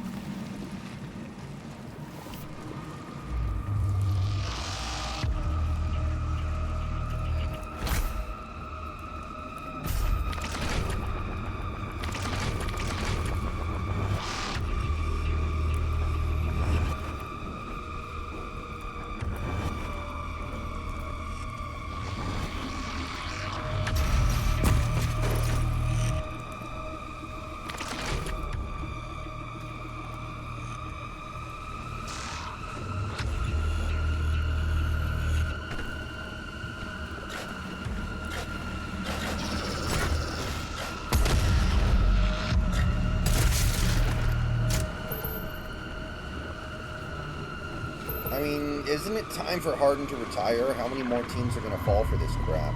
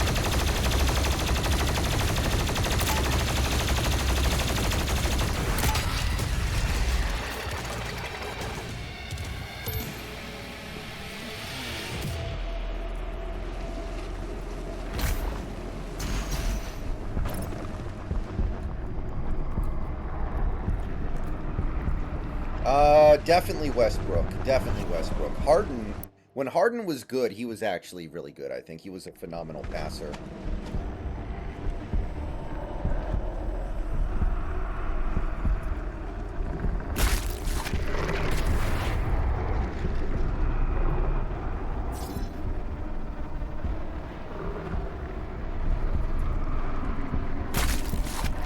I think that both are Modified stat area has padding opened. sacks of shit, This air shaft will provide access but to the generator's Harden control at terminal. least had the ability to lead his team deeper than Westbrook could. Yeah. Like, peak Harden was, I think, genuinely like a player who made your offense insanely good because he was a great shooter, a dribbler, handler, passer, everything. Like, Westbrook racked up a lot of assists, but he was just a mediocre passer. He just got assists. And yeah, what Big Country just said is the story not of Harden's career, but of Chris Paul's. Where Chris Paul gets a very unfortunate injury when he's right fucking there, ready to actually get it. If CP3 didn't get hurt that year, the Rockets definitely could have done it. Harden was absolutely nuts that year. You can now use the main console to display And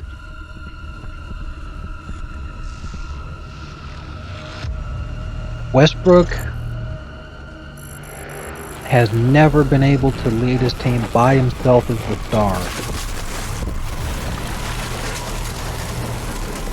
Never been able to even get close to where Harden has. Because, like, a Thunder team after KD left, it's not like Westbrook, oh man, look, he's doing something with a whole lot of nothing. Like, there was still a lot of really talented players on that Yeah, squad. they had, like, Steven Adams. And Right. he really... There was a point where he was supposed to be, like, the next great NBA center, and then it fizzled out because he never got the ball. Yeah. So, as far as who's more overrated of all time, like, people criticize Harden a lot more than they criticize Westbrook, and I think that's why he's not more overrated, Harden to Westbrook, because lots of people are very well aware of Harden's deficiencies as a player, like where he comes up short. But a lot of people, at the very least, give him credit of like, yeah, you know, he may not have played defense pretty much his entire career, but he's one of the best offensive players ever. I mean, just an absolutely insanely good offensive player when he was with the Rockets. And Westbrook, everybody knows that he's overrated because of exactly the kinds of things I talked about. Like, he never went anywhere when he was the best player on his team. Right. And it's not because he didn't have enough help. And another thing to consider is that he won the MVP when he was the first person to average triple-double for an entire season since Oscar Robertson. When he broke the NBA record for the most triple-doubles in a season. He won the MVP that year. He then did it again the season afterwards and did not win MVP. Because by that point everybody realized, oh, he's just padding his fucking stats, these are empty numbers.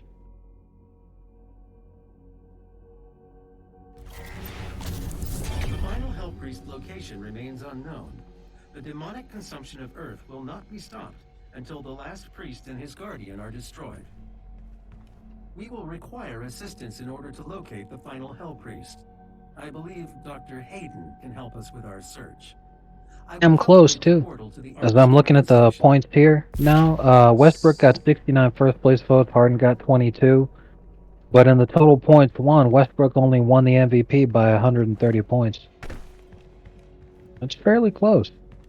Because Kawhi got like an absolute shitload of points and votes also. So if Kawhi hadn't gotten so many points,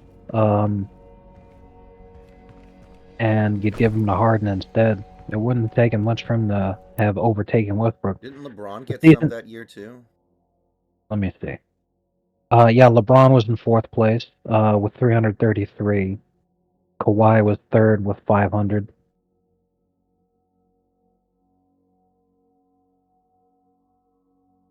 Now I understand Kawhi getting votes because that 2017 Spurs team, when it was Marcus Aldridge and Kawhi Leonard, and then like a bunch of either ancient players or stiffs. Ancient players are guys like Manu Ginobili and Pau Gasol, and stiffs is like Danny Green, Lamau. But 61 games they won that year. It's pretty damn impressive, and the league's best defense. Having the league's best defense with LaMarcus Aldridge as the second best player is fucking wild. Having the league's best defense with Pau Gasol on your team, man, That is nutty. that's insane. So yeah, I definitely understand Kawhi getting those votes. Fair enough. But the season afterward, Westbrook averaged a triple-double again. And instead of winning the MVP, again, he won MVP. He had 888 points total, including 69 first-place votes. Season afterward, he gets a triple-double again. 0 first-place votes, 76 points total.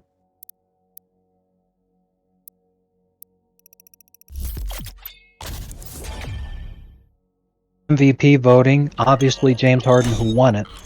Second place, LeBron James, who actually, that was fairly close. Third place, Anthony Davis, which is utterly butt-fucking hilarious. And then fourth place was Damian Lillard. So Lillard coming away with more MVP votes than Westbrook.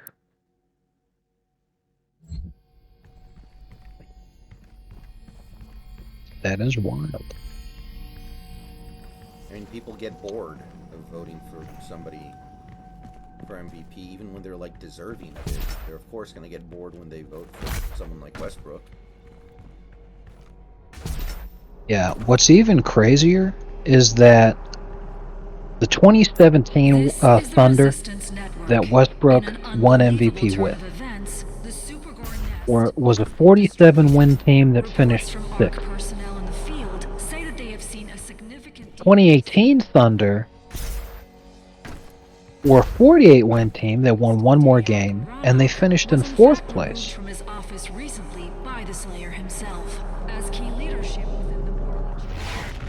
So it just goes to show even more how pathetic Westbrook's fucking shit was, especially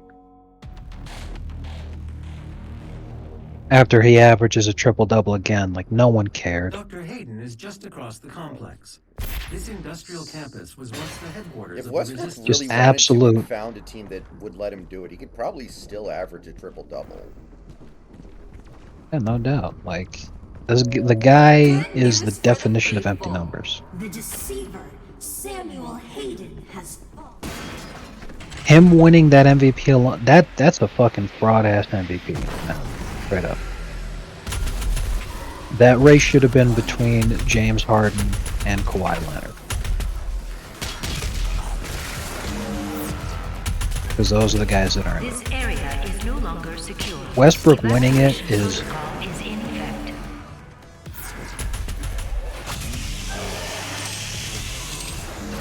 A waste of a perfectly good award. Exactly. You hate to see it.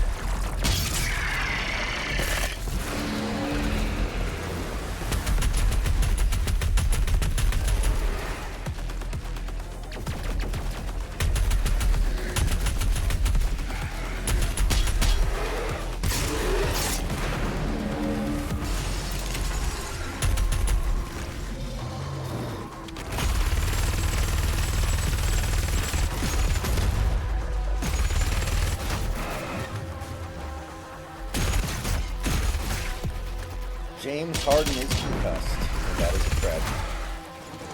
But he is concussed because he had no honor. He is concussed because he had no respect for the game, and God was watching.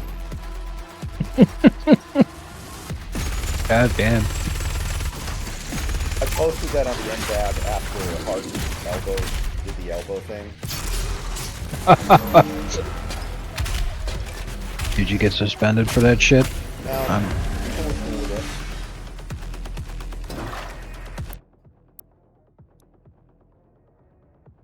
Let me see if I can Man. find it. That is really funny.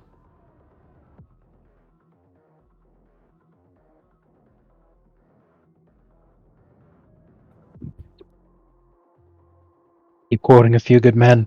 James Harden, while concussed, may be a tragedy, but to be perfectly honest, it probably saved lives.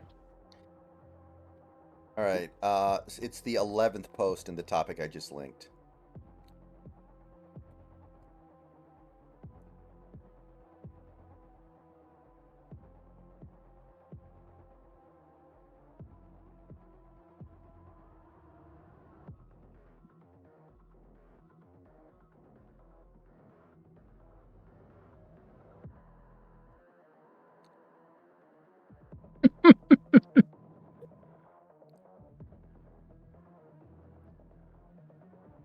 Man, that's good shit.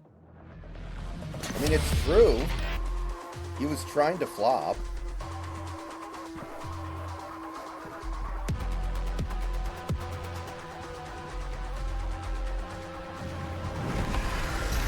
This is outstanding. Because I recognize all these old usernames. So this guy's like, he's responding to Nickelbro, who I remember too. He's like, Nickelback.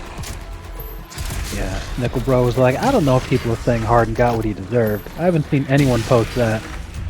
So then this guy posts a bunch of people saying exactly that shit, and I'm looking at the usernames, I recognize them. They're all Lakers fans and Heat fans.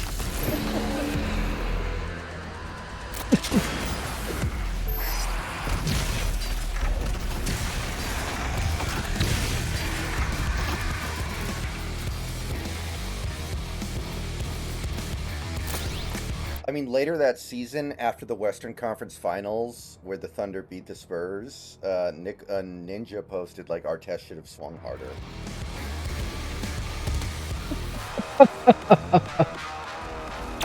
I remember that Western Conference Finals. There was a great moment where Harden and Manu had the ball and Harden was trying to steal it. And basically what happened is in the process of them fighting over the ball, they just both fucking flopped. And Harden got the whistle. And everyone called that the passing of the torch. It was. It was. There was a new flopping king in the league. Although Manu would continue to use this flopping to actually win another championship, and Harden would never win. Well, no.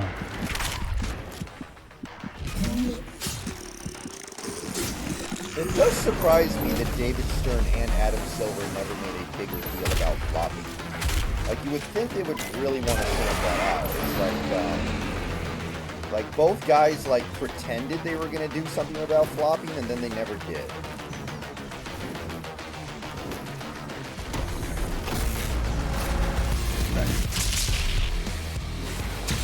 I'm not sure why they didn't do more to try and stop it either, because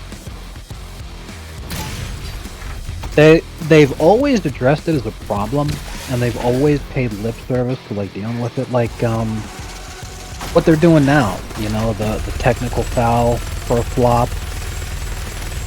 They're calling even guys like LeBron got a tech for flopping in the game tonight. But it's the beginning of the season, so it doesn't matter. Flopping is the biggest problem in the playoffs when those whistles matter the most. And that's when the star players are doing it the most. And that's when it goes uncalled the most. Warning. The Ark's That's the problem with headquarters people is have under with attack. it. No one cares if you flopped in a game in November.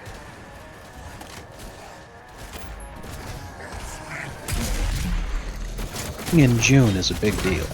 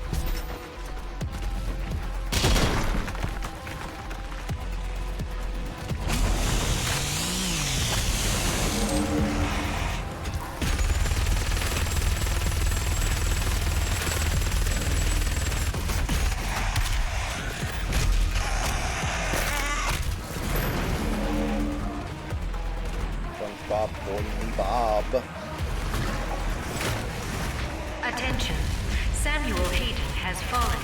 The Ark is no more. Please evacuate immediately. Rusty AM at 3 Crab.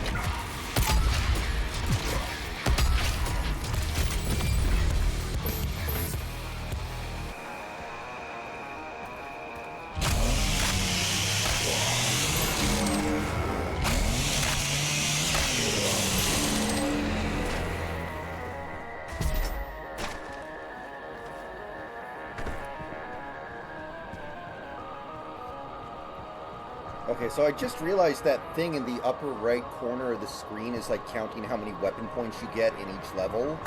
And I don't know what you do to earn like points.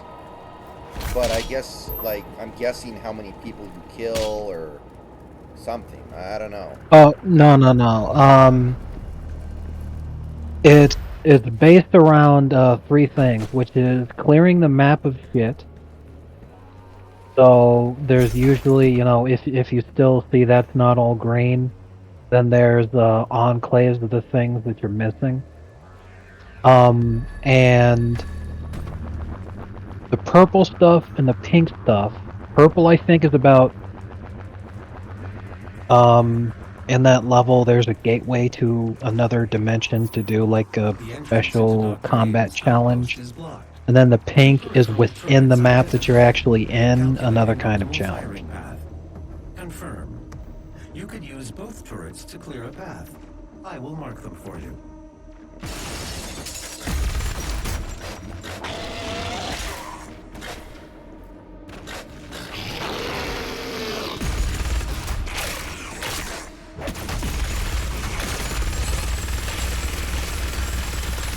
Stand still, you little prick.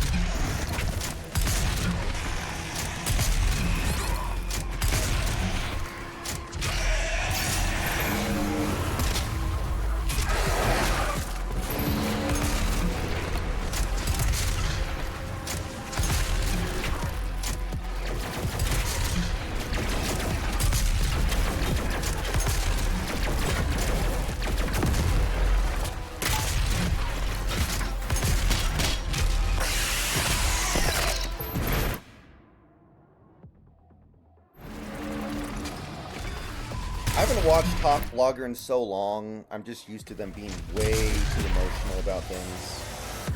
Like, I can't handle it.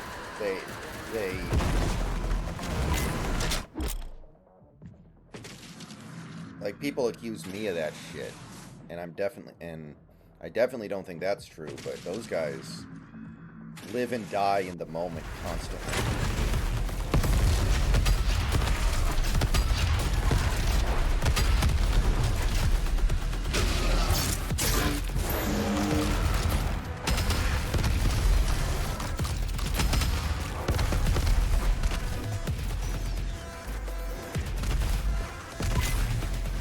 Yeah, I'm really not a fan of trying to have any kind of a sports discussion with people who just fall to pieces so quickly like that. Like, I completely understand not having faith when it makes sense. Now, we were just talking about how much the Pistons suck ass. Not having faith in the Pistons, if you're a Pistons fan right now, makes sense. However, if you're a Lions fan right now and you don't have faith in the team, I mean, they've been turning it around. You know, yeah, you still need to see them actually perform in the playoffs in order to really believe. But, so far, you know, you don't have any reason not to believe that things are really changing. Because they have been for a while. You know, and the Dolphins right now, they're expected to win. You know, good deal. They were expected to win against the Raiders. They did, and against the Jets, they did. They're expected to win against the Commanders on Sunday. Hopefully they will. Then against the Titans, they're expected to win, and then against the Jets again, they're expected to win for the first really difficult game. Might be an Aaron Rodgers game, though, right? You might claim that game for real.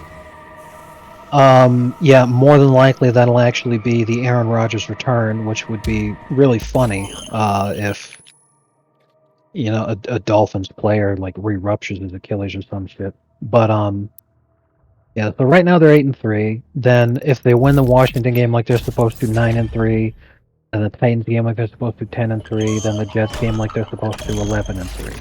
So they go into that Cowboys game 11-3. And I say that because after the loss to the Bills, our first loss of the season, we're now 3-1.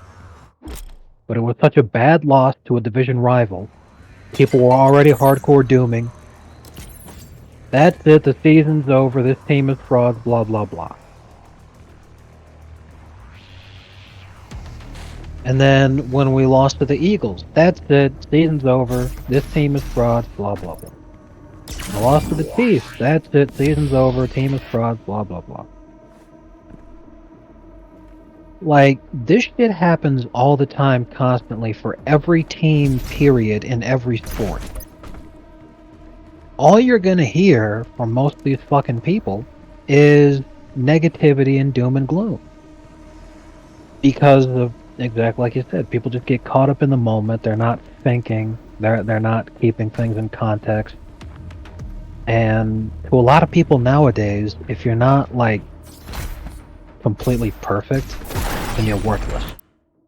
Yeah, like there's this one Broncos account on X who a month and a half ago was calling for the team to tank, and he was actively getting pissed when they won games.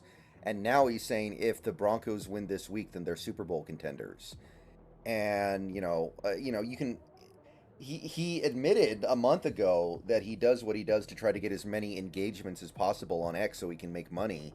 And it's like, yeah, I mean that's why most of these people do what they do. They're trying to get attention so they can get clicks and get money because people engage with their tweets. But at least he admits it. I think some of these people just can't handle the swings. Yeah.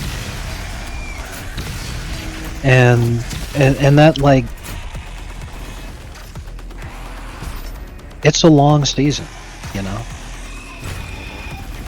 Every sport, for every team, it's a long season, and lots of things can happen.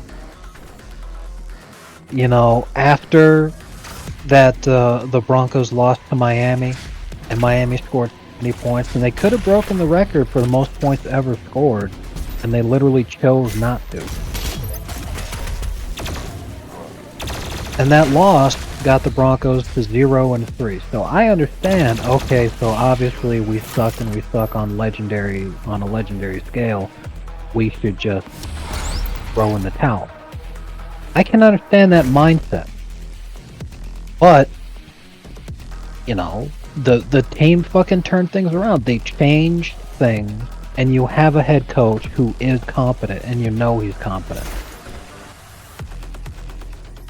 So cautious optimism when you started winning games wouldn't have been uncalled for. This is Dr. Elena Richardson. However, trying to say you're now Super Bowl contenders is just redonkulous. Like, And the reason why he does it is because it'll get him the most attention on X and he'll make more money from Elon. And he basically admitted this. yeah, and it just sucks so much ass that people do that kind of shit.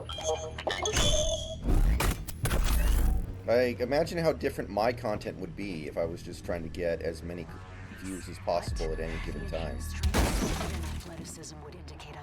I think there would probably be a lot more feet in the thumbnails. Bodies present of unknown origin.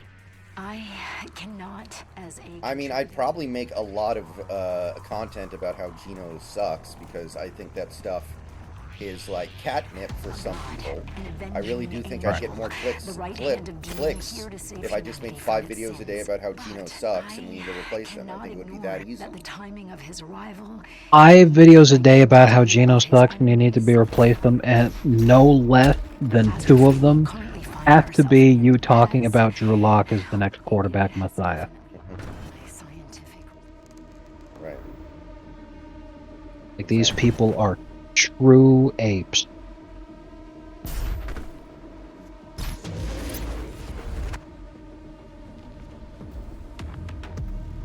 Hey, Sense Fan. How you doing today?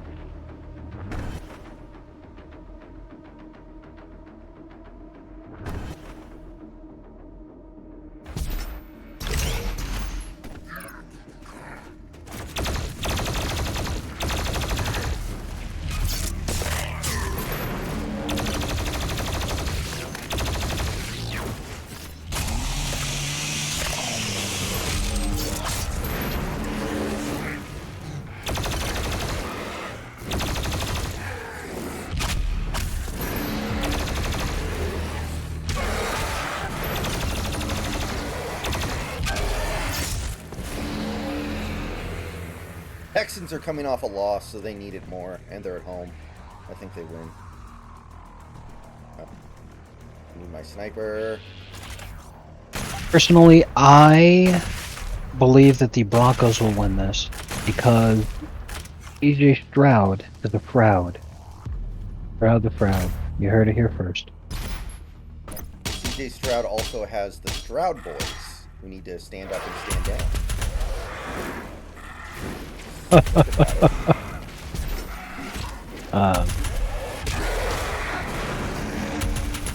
Stroud boys, more like Fed boys.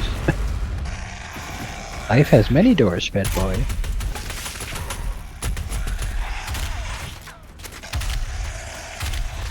Stroud is legit. People were saying the same thing about Mac Jones a few years ago.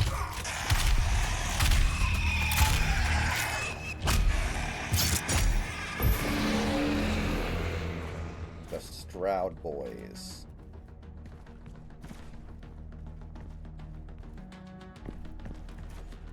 Now, whether you accept CJ Stroud as being a bust or not, there's one thing I think we can all agree on. Bryce Young was a terrible pick. Yep. And you know why they made that pick? Because the owner Yeah. is a coward. So I looked Like, it up the other day. That owner has no history in football whatsoever. He's like a hedge fund manager. He literally probably knows less about football than I do. And yet he's overriding his coach and GM and offensive coordinator to decide who they should draft. Like, I can't get over how obviously stupid that is. And yet so many of these assholes do it. Hey, David Tepper, I'm about to do something really crazy. I'm gonna check the early life section. I know he endorsed Jeb Bush for president in 2016. That's the only thing I know about him politically. Oh man. Yep, there we go. Every fucking time. Pepper was born on September 11th. His birthday's actually 9/11. Oh shit. Oh, he's like He's the Butters. second of. Yes, he's the second of 3 children of Harry, an accountant, and Roberta, an elementary school teacher. He was raised in a Jewish family in the Stanton Heights neighborhood of the East End of Pittsburgh, Pennsylvania. As a boy, he played football and memorized the baseball statistics on the back of cards given to him by his grandfather. Early evidence of what he claims is a photographic memory. Wait, you're trolling, right? I'm reading his Wikipedia page. Okay, for some reason I didn't see that when I looked at it. Photographic memory is not a real thing, by the way. Like, there are good memories, but there's no such thing as a photographic memory. Exactly. It's why photographic memory is just a meme name for it, but what people call what they're envisioning, they refer to it as an eidetic memory, which is exceptional recall, but photographic no. The closest to photographic you can think of is like people who have the special forms of autism that give them superpowers, so then you get like a perfect recreation of the New York City skyline from the view from the helicopter seat that he was. I've seen that, yeah. Yeah, like that kind of shit. Okay, but that is literally like the guy's brain is actually malfunctioning and he's just moving. You know, with luck of the fucking draw, the ended up that way instead of being a drooling retard. Like.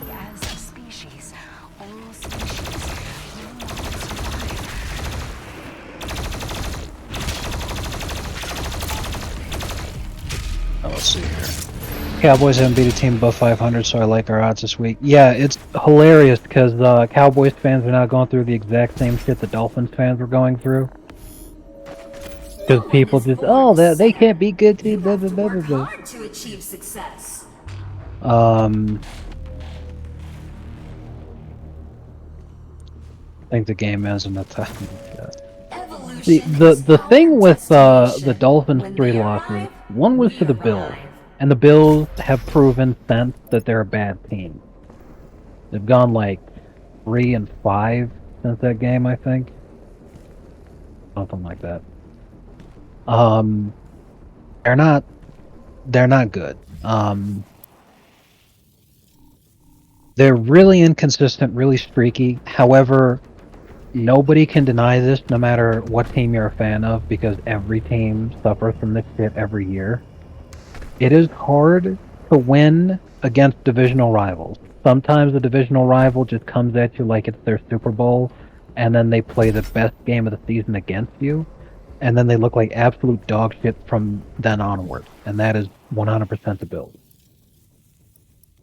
Then the other 2 losses they have are 2 really close games against the 2 teams that made the Super Bowl last year. Against the Eagles, that was arguably the worst ref game of the entire season. It was the first game in 6 years that a team hadn't committed a single penalty throughout the game, and all the game footage from discussions through the following week was just look at these egregious missed calls. These missed face masks, these missed holds, these missed everything. That was a really bad fucking game. And it was still a 1-score game until late in the 4th quarter when we were desperate to try to make something happen because the game was on the line, and then, you know, whatever.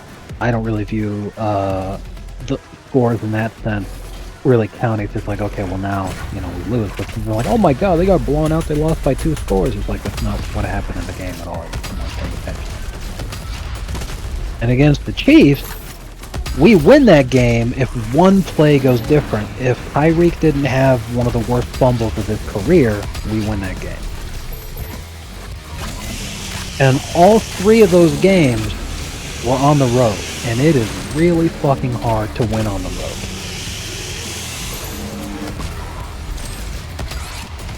And sure enough, you know, all those different games, if we'd played them at home, would have been a different story. But I say all that because a lot of that same justification and excuses and blah blah blah, I don't feel like that applies to the Cowboys in that situation. You know, the Cowboys don't have the same caliber of excellence that we've seen from the Dolphins. Offensively, the Dolphins remain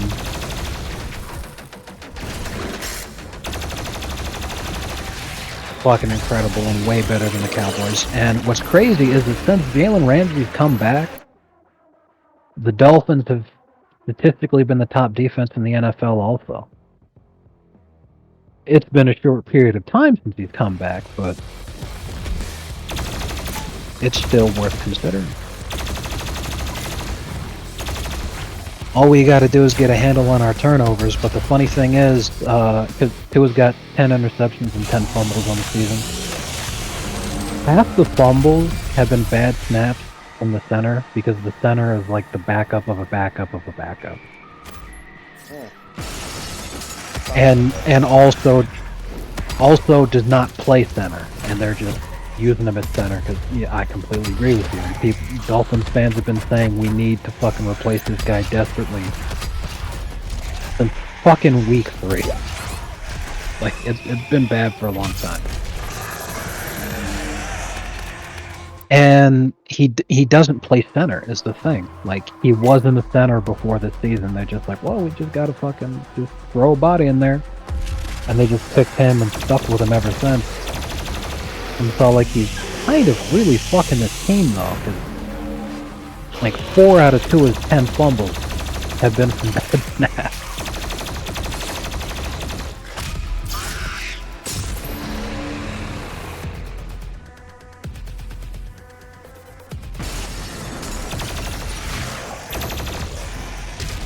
Because, like, obviously every team needs to rely on being healthy and not getting injured in order to be competitive, but how many teams can you think of through history have just been a center away from being true contenders?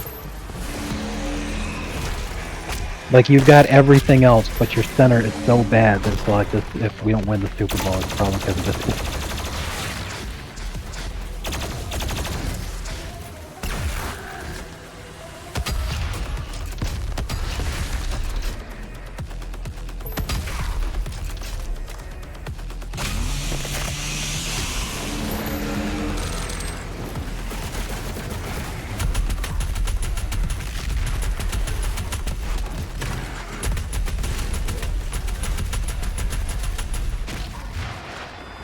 But yeah, as soon as you said that he was a hedge fund manager, I was like, don't fucking tell me. So I went and checked the Wikipedia. Sure enough, he dreams of a world without Goyim. And I'm like, okay, suddenly it makes a lot more sense that this guy would override his entire staff. Literally everybody. Because he wanted Bryce Young that badly. And then, after it's pretty obvious that Bryce is that they're both Bryce Young and CJ Stroud are black. So well, no, I wasn't gonna go in that sense. What I was gonna say is, it's still funny, but what I was gonna say is he wanted Bryce Young that much. He overrode his whole staff to get him, and then, once the narrative becomes so very strong that Bryce Young is trash and CJ Stroud is much better and they should have taken Stroud, why didn't they take, or they should have taken Stroud, why didn't they take Stroud? He fires everybody, and it's only after he's made all those firings that he then comes out and says, hey, you know, I could have overridden people in order to get whoever I wanted, But I listened to my staff, and my staff told me that we should get Bryce Young.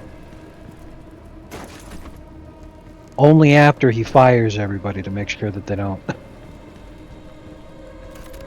Because he's just trying to get in there first and make it look like, well, I fired him because not only was he a bad coach, but he also told me to draft Bryce Young, and I listened to him.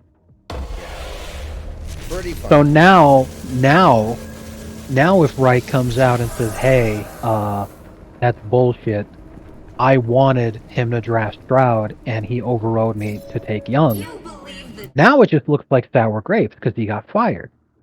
And presumably got fired specifically for the huge misstep. I mean, that's what he was being accused of. So it literally just looks like sour grapes. It just looks like, hey, no, it's not what happened at all, man. Which, no one's going to believe that shit. Slayer will see? But it's hilarious. Man, that is just really, really funny.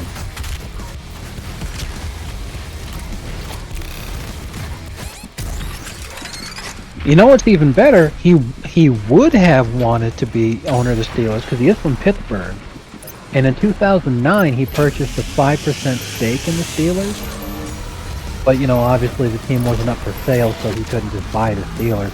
But he wanted to someday.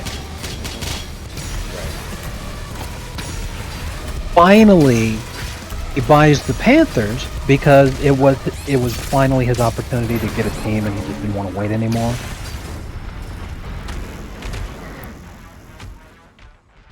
And he sucks at it.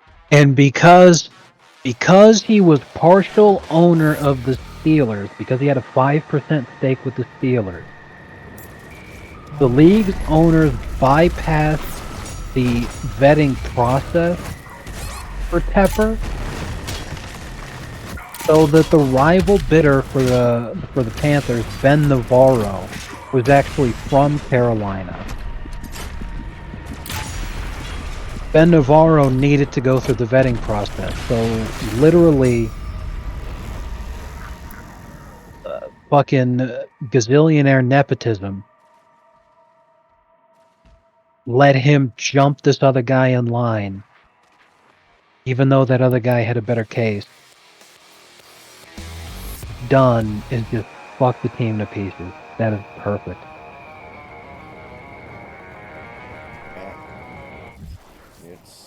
Buying the Panthers in 2018, they've compiled a 30-win and 63-loss record and have had 6 head coaches in that span. Yeah. In 5 years.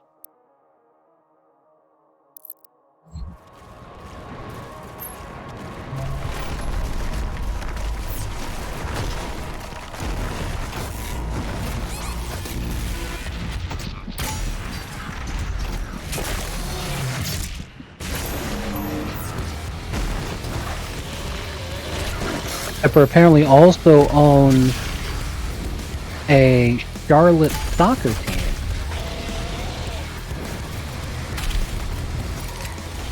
Interesting.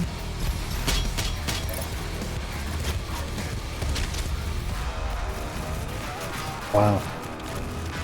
The dude's just throwing money at all this crap, but it's funny because he tosses money around left and right to buy the teams. He set the Major League Soccer record for buying the expansion franchise, and he set an NFL record for the bid on buying the Panthers. Which I think has since been broken by the Walmart, by the Broncos. More than likely. But, as much as he's happy to throw money around for that, he doesn't want to throw money around to bring in the best personnel to actually make the team competitive. And for whatever reason, he also thinks that he has the first fucking clue of what the right choices are, and overrides his staff to draft shitters. Like, sometimes there is no right answer. It's who fits the coaching staff and the players they have better. Like, that's the thing. It's like, you might think Bryce Young's better, but if your coach wants Stroud, he's not even saying I think Stroud is better. He's saying I would rather work with Stroud with the way that I do things. Right.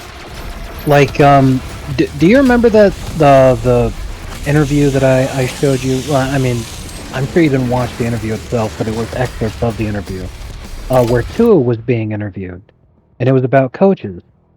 He had Flores, who was his head coach for the beginning of his career, where everyone was criticizing Tua, saying that he was crap, that the Dolphins, you know, they missed hard in this draft. They should have taken Herbert, blah, blah, blah. And Flores also, he wanted Herbert, and he was mad that the team drafted Tua. So he did more than just not like having Tua on the team. He actively bullied him, and then that's what that interview was about, is with McDaniel instead of Flores.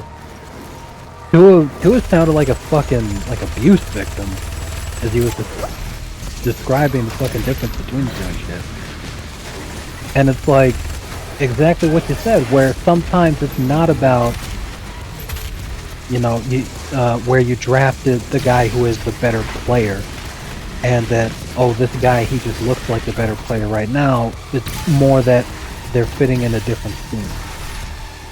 But Flores obviously wasn't the coach of the future, but maybe the way that he coaches would have worked better with Herbert. Well, no. But obviously McDaniel was getting a hell of a lot more out of Tua than Flores was, because Tua looked so much fucking better. And the team is doing way fucking better. Whoa, I didn't know this was a thing. This is awesome. Oh yeah, power-ups are pretty big, and yeah, this is a very fun and enjoyable thing for setting people to shred. Now what really sucks is that these don't count as glory kills. It'd be cool if they did, and then they're just like feeding you HP and shit, but it's not exactly bad. It's still just fun. Fun's what it's about. But yeah, what's really nice about that power-up is that even though you were beating up on a lot of zombies in Imp, it works the same way with tougher enemies too, where it's the one-hit kill and you just automatically kill them animation. Fun times.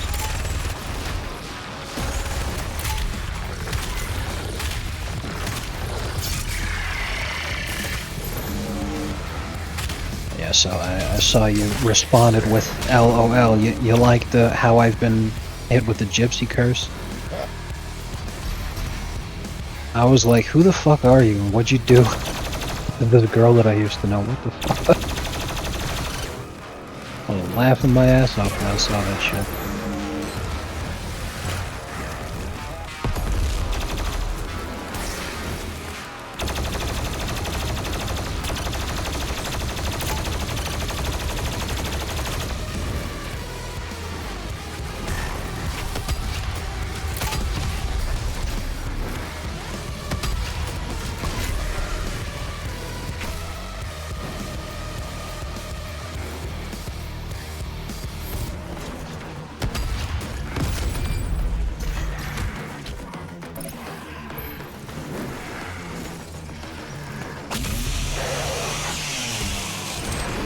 $15 Tepper donated to both U.S. Senator Charles Schumer and then U.S. House Speaker John Boehner. In 2016, he donated over $1 million to Political Action Committee supporting Jeb Bush and John Kasich. Tepper supported the 2016 Jeb Bush campaign. Lamau.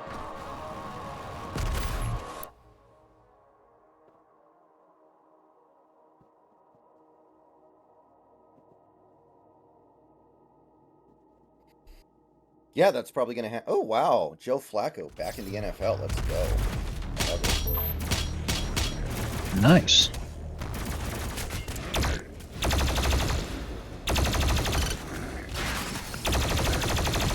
Man, I never thought we'd see Joe Flacco join the fucking Cleveland wall of quarterbacks. I wonder if there's any room left on that jersey that has like all the names scratched out. I'm sure. definitely want to remake it. Yeah, I never thought Flacco would get added to that list. It's crazy. And the more I read about Tepper's Wikipedia page, the more this is just utterly fucking hysterical.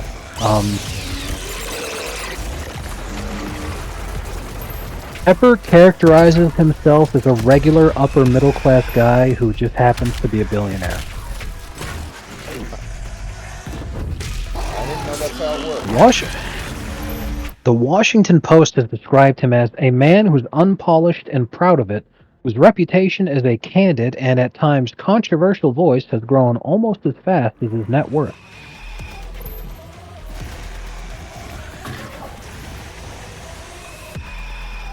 In New Jersey, he and his family lived in a modest stone house in Livingston, and his New York offices resembled a high-end sports bar, all polished mahogany and flat-screen TVs. Looked like a wealthy frat house. Wow. That's not the own that you think it is, people. Seriously. He told an interviewer in 2010 that sometimes, if somebody's an asshole to me, like a waiter at a restaurant, I think, you know, I just buy this place and fire that guy.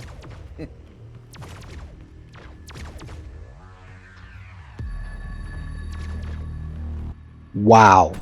According to the Post, he once paid $43.5 million for the beachfront mansion of a former Goldman Sachs supervisor who had passed him over for promotion.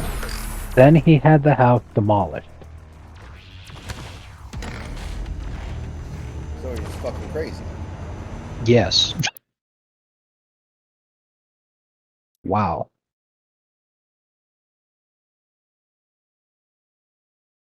I mean, good for him, I guess.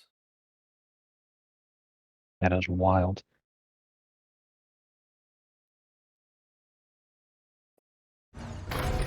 Asked by a reporter about the origins of his strong confidence, Tepper said, "I was never afraid to go back to Pittsburgh and work in the steel mill." First target destroyed. The second turret will be He capable never of worked in a destroy steel the mill. remaining tentacle.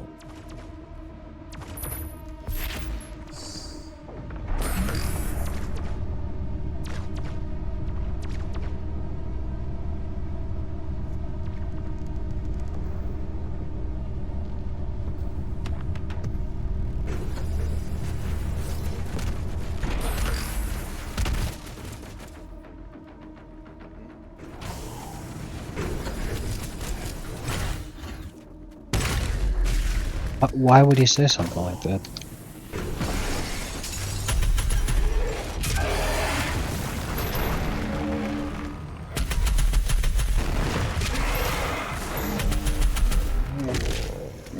It almost makes the Panthers wish they still had the racist as their Bro, what the fuck? That is such bullshit. He worked in the fucking accounting department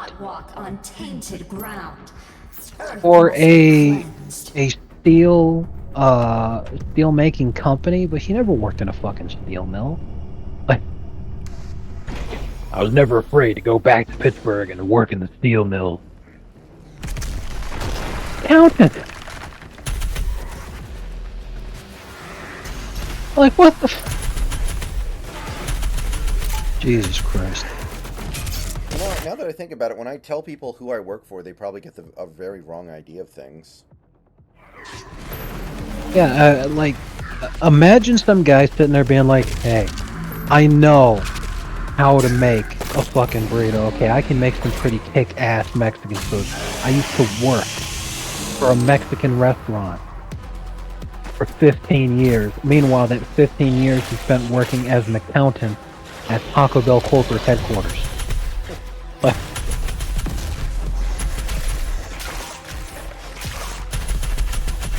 you are seriously misrepresenting what actually went on there.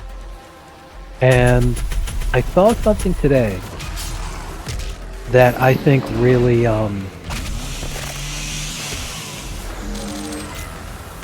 helps underscore what that whole thing was about. I don't know if I can talk about it on screen because I'll just say this: it was from Foxford Twitter.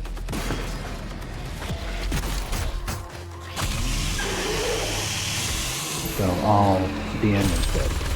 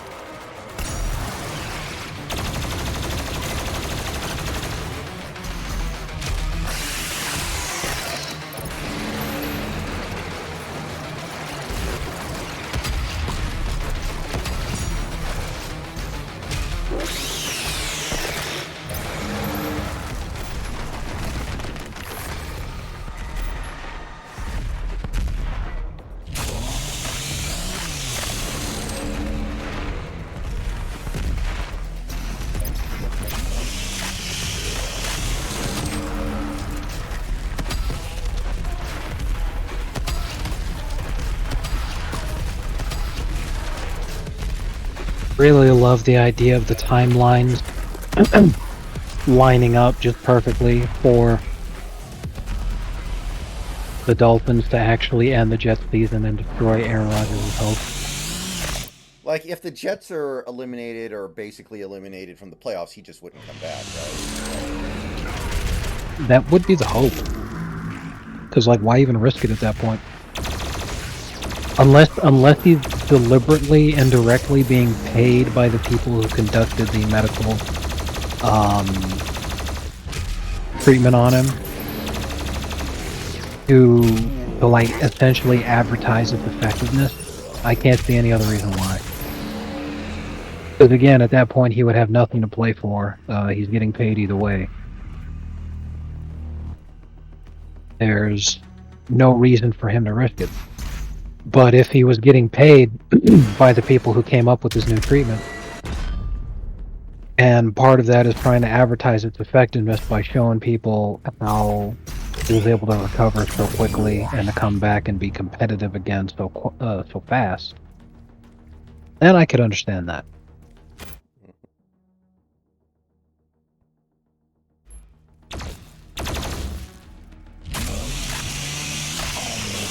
That'd be a lot of money he's getting paid.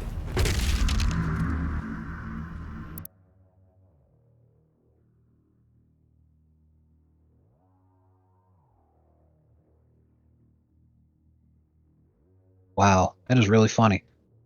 In 2016, David Tepper relocated his company to Miami Beach. He had been New Jersey's richest taxpayer at the time. The move caused a state official to warn of the risk to the budget of New Jersey because of the resulting loss of income tax. That was wild.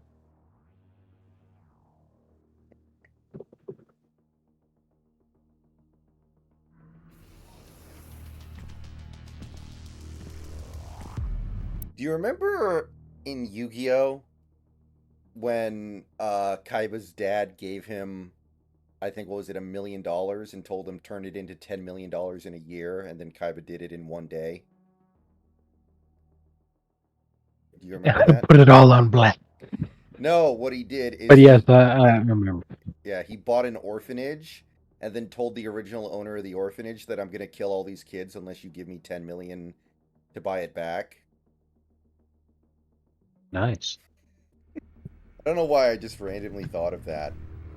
What if that happened? But I Oh, was thinking, man. like, somebody needs to do that in real life.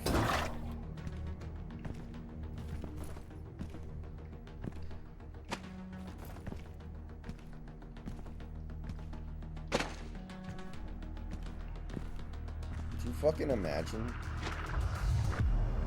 Yeah, for real, man.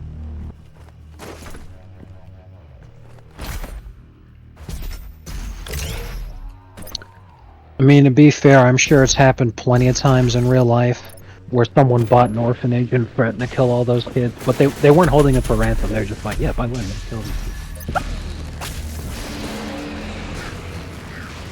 You already know.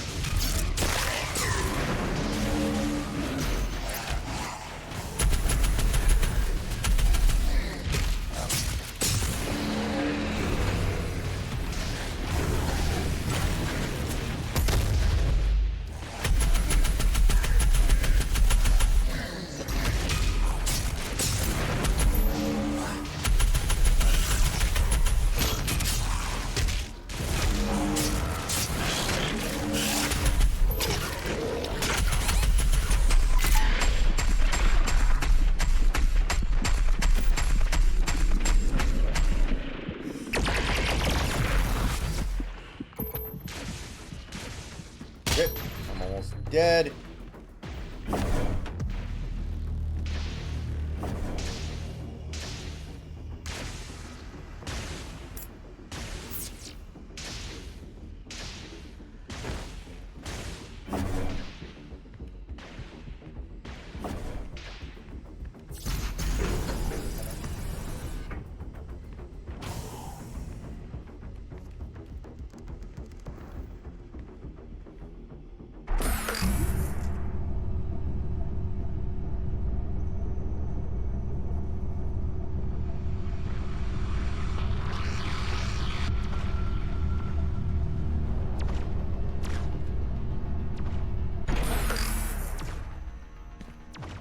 Alright, perfect.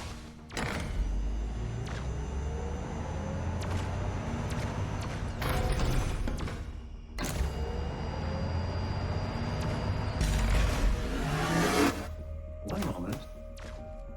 Override successful. Alright, The path is now clear. You can access Dr. Hayden's outpost.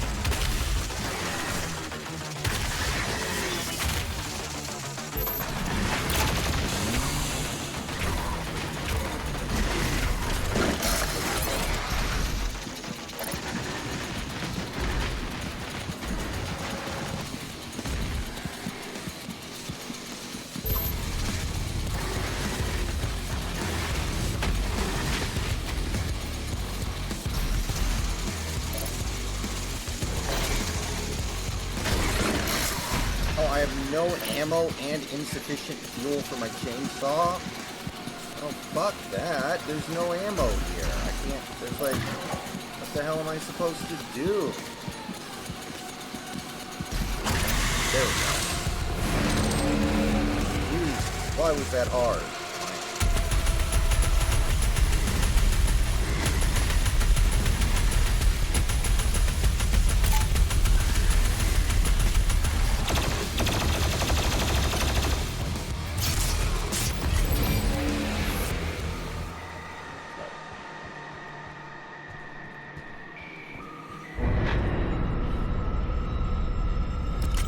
You would think so.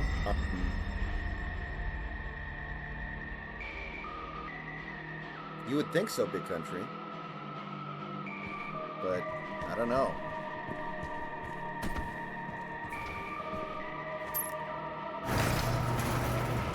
Warning. All ARC personnel, the mortally challenged have entered the compound. Evacuation is advised.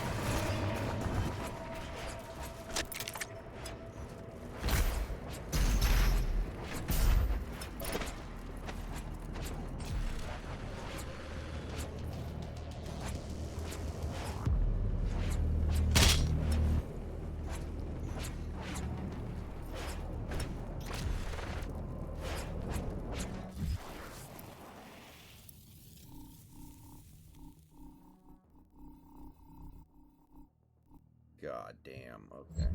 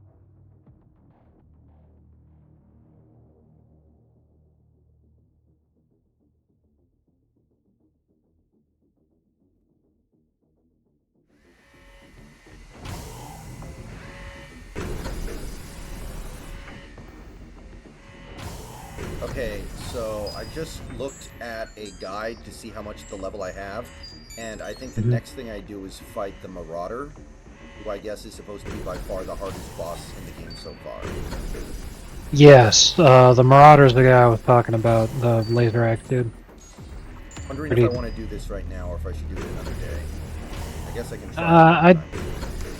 Yeah, you could try, because I mean, if you get it, that's great, but I would imagine that it wouldn't go perfectly for you. I'm not looking forward to it.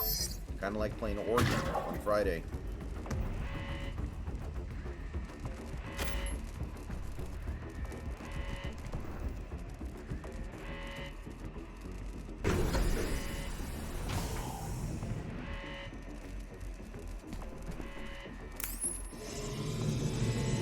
Dr. Hayden's office laboratory is located at the top of this facility. Attention. Emergency protocols have been activated. Please exit the facility now.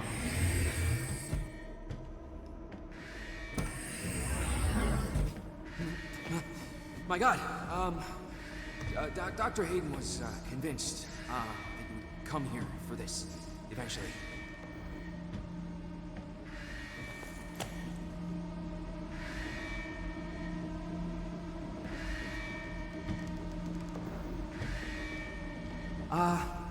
Can I just say that it is an honor for me, personally, to meet you?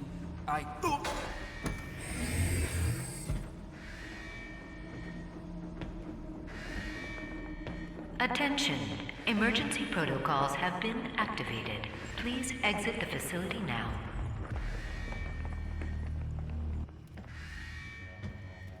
We don't know how to access his main cortex. It's all alien. We couldn't figure it out. We have to, prepare for his careful extraction. We were given specific orders. His life signal is barely readable. Warning. Demonic presence threat level 5 entering main laboratory. Okay, this is probably the Marauder.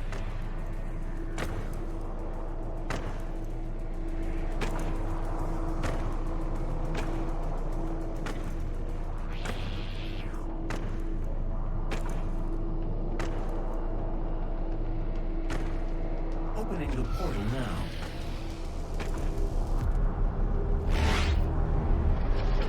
You were never one of us.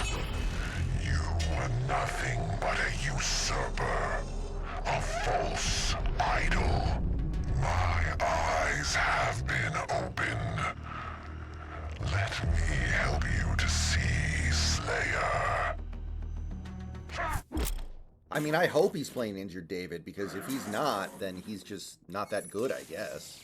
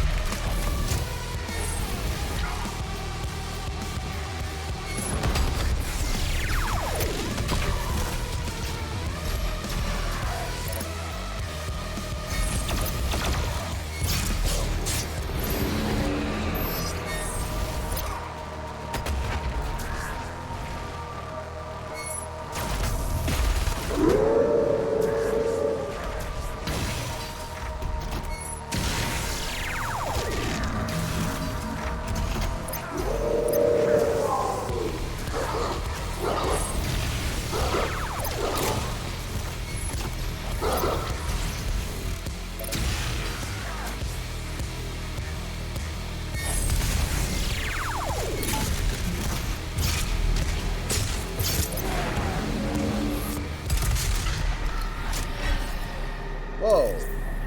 Did I just kill him? Dude, that pattern was Probably. super easy. Holy shit, okay.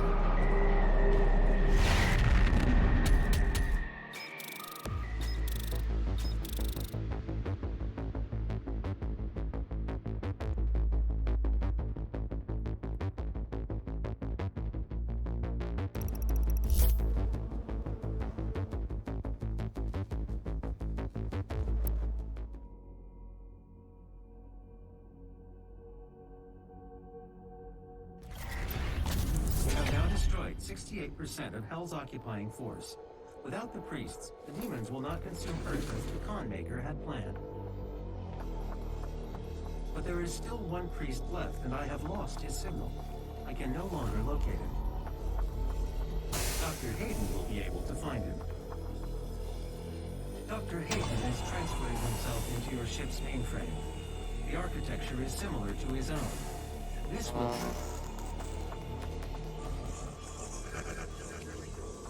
Final priest is hiding in Sentinel Prime. The Khan Maker does not want him to be easily found. The only functional slipgate to Sentinel Prime is in the core of Mars, in the lost city of Hibeth. I have marked its location for you, but getting there will take time. There is no easy way to access the core of Mars. There are no known pathways that lead there, Dr. Hayden. The BFG 10,000, designed by Dr. Samuel Hayden as part of the anti-demonic defense grid. I understand. Searching Oh, the coordinates okay. to the BFG 10,000 now. You can't just shoot a hole into the surface of Mars. The portal is ready.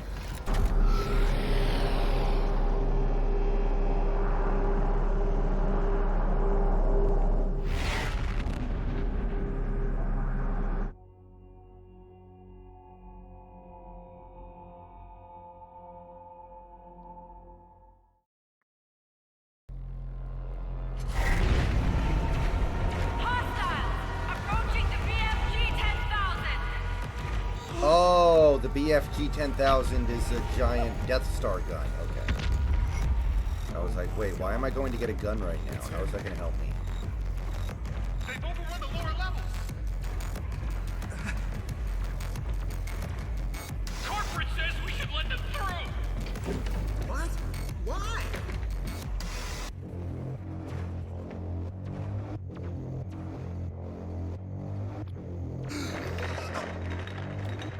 Dude, just take the card. You don't have to be a dick about it.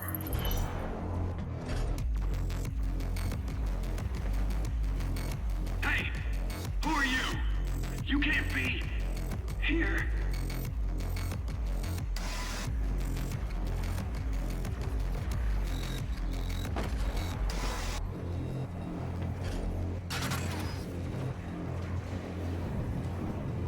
The entrance to the BFG 10,000 is just across from this facility. Warning, BFG 10,000 is firing.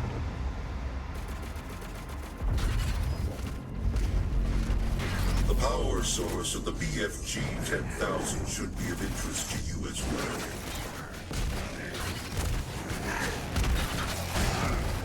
Warning, the Slayer has entered the facility. Alright, guys, that's going to do it for tonight. I will see you guys tomorrow. I got some stuff to do, so I will see you guys soon. Thanks for hanging out.